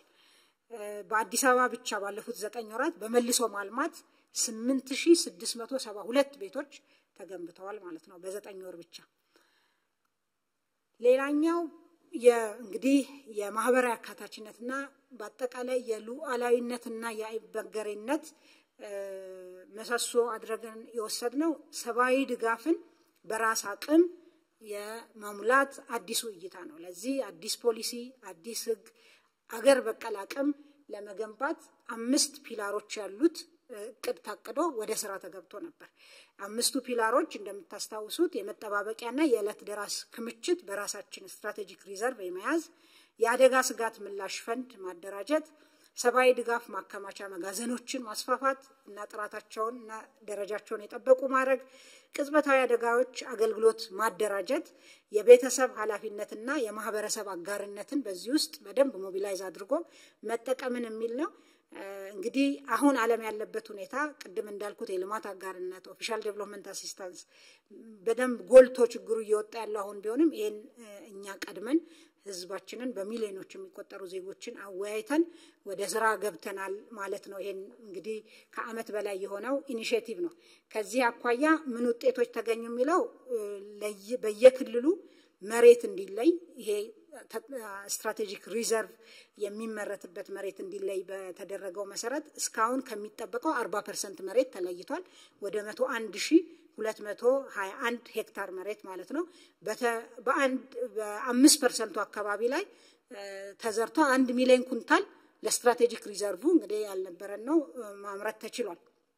የአደጋ ምላሽ ፈንድ በሚመለከት በ11 ክልሎችና ከተማ አስተዳደሮች ህጋዊ አሰራር ካውንስላቸው አጽድቀው አዘጋጅተዋል። መደበኛ የሰብአዊ ድጋፍ 9 ክልሎች በራሳቸው አቅም ፍላጎታቸውን እየሸፈኑ ነው ማለት ነው። የሰብአዊ ድጋፍ ፈላጊ ቁጥር ባለፉት 5 ዓመታት እንግዲህ በተደረገው የማጣራት ስራ በ86% ቀንሷል። እንግዲህ አጠቃላይ የዘላቂ ልማትን የማሳካትና ማህበራዊ አካታችነትን እንዲሁም ሁለንተናዊ ሉዓላዊነትን ከማረጋገጥ አኳያ እነዚህ ስራዎች ማሳያ ናቸው። 5ኛው ክፍል አስቻይ ሁኔታ እንግዲህ ቀደም ስነሳም እንዳልኩት ልማት ኢኮኖሚ ልማትን ለማሳለጥ የሰላም የዲፕሎማሲና አጠቃላይ የትብብር ቀጠናዊ የሚሆን ዓለም አቀፋዊ ትብብር ሁኔታዎች በጣም ወሳኝ ናቸው። ከዚህ አኳያ ባለፉት 9 ወራት ምን ተሰሩ የሚለውን ስንመለከት እንግዲህ በተሰሩ የፖለቲካ የድርድርና የህግ ማስከበር ስራዎች ከዚህ ቀደም የሰላም እጦት የነበረባቸው አካባቢዎች የተሻለ ሰላም መገኘት መቻሉ በርካታ ማሳያዎች አሉ። እንግዲህ በአማራና በኦሮሚያ እንዲሁም በሌሎች ክልሎች ታጣቂ ኃይሎች የመንግስት ጥሪን ተቀብለው እየገቡ መሆኑ አንዱ ማሳያ ነው። ሀገራዊ ምክክር ከትግራይ ክልል ውጪ በሁሉም ክልሎች መካሄዱ በተለይ ደግሞ በአማራ ክልል በቅርብ መካሄዱ በዛ ክልል ያለው የጸጥታ ሁኔታ የተሻለ እየሆነ የሄደ መሆኑን ማሳያ ነው። የትግራይ ክልል ጊዜያዊ አስተዳደር እንዲራዘምና መልሶ እንዲቋቋም መደረጉ ትልቅ ሚና የተጫወተ ነው። ቀጠናዊ ሁኔታችንን ስንመለከት እንግዲህ በቀጠናችን ዘርፈ ብዙ የፖለቲካ እና የጸጥታ ቀውስ የሚያስተናግድ ቀጠና ነው። ግን ባለፉት አመታት በሀገራችን ውስጥ የተፈጠሩ ችግሮች ተፈጥሮ የነበሩ ቻሌንጆችን መሻገርና አሁን ባለንበት ሁኔታ ላይ መድረሳችን ኢትዮጵያን አሁንም የመረጋጋትና የሰላም ማዕከል ለቀጠናው መረጋጋት ወሳኝ ሚና የምትጫወትና ሚና ተስፋ የሚጣልበት ሀገር መሆኑን ማስረገጥ ይቻላል ማለት ነው። እንግዲህ ፕሬዘንቴሽኔ ሳጠቃልል በቀጣይ ትኩረት የሚሹ ጥቂት ነገሮችን ላንሳ። እንግዲህ የዓለም አቀፍ የንግድ ጦርነት ተጽዕኖ እና እድልን ያገናዘበ ፈጣን የፖሊሲና ተግባራዊ ምላሽ መስጠት ያስፈልጋል። የገቢ ሸቀጦችን የመተካት ስራችን ተጠናክሮ መቀጠል አለበት። በተለይ እኛ ያመረትና ያለናቸው ግን እየገቡ ያሉ ሸቀጦችን መፈተሽና ስልት መቀየስ ያስፈልጋል። እንግዲህ የልማት አጋሮች ድጋፍ መቀነስ ተጽዕኖን ለመቋቋም የሚያስችል የሀብት አመዳደብ ቅደም ተከተልን ታሳቢ ማድረግ ያስፈልጋል። በጥብቅ የፊስካልና የገንዘብ ፖሊሲ ማዕቀፍ የካፒታል ገበያ አማራጭ የፋይናንስ አቅራቢነትን ማጠናከር ቅድም እንዳየነው 500 ቢሊዮኑ አይነት መንግስትም የሚገዛው ትሬጀሪ ቢል በዛው ቢሳለጥ የተሻለ ውጤት ያመጣል። የዋጋ ግሽበት ክልላዊ ገጽታዎች አሉት፣ ቫሪያቢሊቲዎች አሉት። ያን መሰረት ያደረጉ የምርትና የንግድ እሴት ሰንሰለት ማሻሻያዎችን ማድረግ ያስፈልጋል። የዋጋ ንረት ዝቅተኛ ደረጃ እስኪደርስ ድረስ በትኩረት መስራት ያስፈልጋል። ሳቢ ማበረታቻ ለተሻለ ሬሚታንስ ፍሰትና የሬሚታንስ እንግዲህ ህገወጥ ውድድር ማነቆችን መፍታት ያስፈልጋል። በተለይ ሬሚታንስ በሚፈለገው ደረጃ ለሪፎርሙ ሪስፖንድ አላደረገም ብለን እናምናለን። በእርግጥ ወደ 17% እድገት አስመዝግቧል። ግን አሁንም ቢሆን ከዚህ የተሻለ መሆን ስላለበት ባንኮች የንግድ ባንኮች እዚህ ላይ በደንብ መስራት አለባቸው ማለት ነው። የተቋማዊ የገጠር ትራንስፎርሜሽን ስራ የተጀመረው የግብርና ትሩፋቶችን ለማስቀጠልና ለዘርፈ ብዙ ተጠቃሚነት መስፋፋት አለበት። የማዕድን ኢንቨስትመንት ለማክሮ ኢኮኖሚ ያሳየውን በጎ ምላሽ ቀጣይነት ማረጋገጥ ያስፈልጋል። ንዑስ ኢንዱስትሪ ተኮር ዘርፈ ብዙ ድጋፍ ለተሻለ የማኒፋክቸሪንግ ምላሽ ሰጭነት አሁን ማኒፋክቸሪንግም ምላሹ ከአምናው የተሻለ እድገት ቢያስመዘግብም በኤክስፖርትም ቀሪ ስራዎች አሉ። እነዛን አጠናክሮ አሁን የተጀመረው የድጋፍ ስራ መጠናከር አለበት። የፋይናንስ አማራጮች በተለይ ለመሰረተ ልማትና ለቤት ልማት በደንብ መጠናከር አለበት። የሲቪል ሰርቪስ ሪፎርም ስራዎች የቶሎ ውጤት የሚገኝባቸው እርምጃዎችን አሁንም ማስፋት፣ የሚነሱ የታክስ አስተዳደር ጉዳዮች ላይ በትኩረት መስራት ያስፈልጋል። የታክስ ፖሊሲ ማሻሻያዎች፣ የታክስ አስተዳደርን ማዘመን፣ ብልሹ አሰራሮችን እየፈቱ መሄድ ይጠይቃል ማለት ነው። የተጀመረው ሪፎርም የሚፈልገውን ዘላቂ ውጤት እንዲያመጣ አጠናክሮ መቀጠል፣ በተደረገው የሪፎርም መጠን ምላሽ ያልሰጡ እንደ ሬሚታንስ የውጭ ኢንቨስትመንት ላይ ትኩረት አድርጎ መስራት፣ ኤክስፖርትም የተወሰኑ የምርት አይነቶች ምላሽ በሚፈልገው መጠን ያልሰጡ አሉ። እነሱም እንደዚሁ ላይ ስራ መስራት ይጠይቃል። በማኒፋክቸሪንግ፣ በገቢ፣ በማዕድን ላይ በቅንጅት የተሰሩ እና ውጤት የታየባቸው ስራዎች ወደ ሌሎች ዘርፎች ማስፋት ያስፈልጋል። ሌላው የተጀመረው የፖለቲካ ስራና የህግ ማስከበር ተግባር አስተማማኝ የጸጥታ ሁኔታ እስኪፈጠር መጠናከር ይኖርበታል። ሀገራዊ ምክክር ደግሞ በተሳካ ሁኔታ በሁሉም አካባቢ እንዲጠናቀቅ ያስፈልጋል ማለት ነው። በጣም አመሰግናለሁ።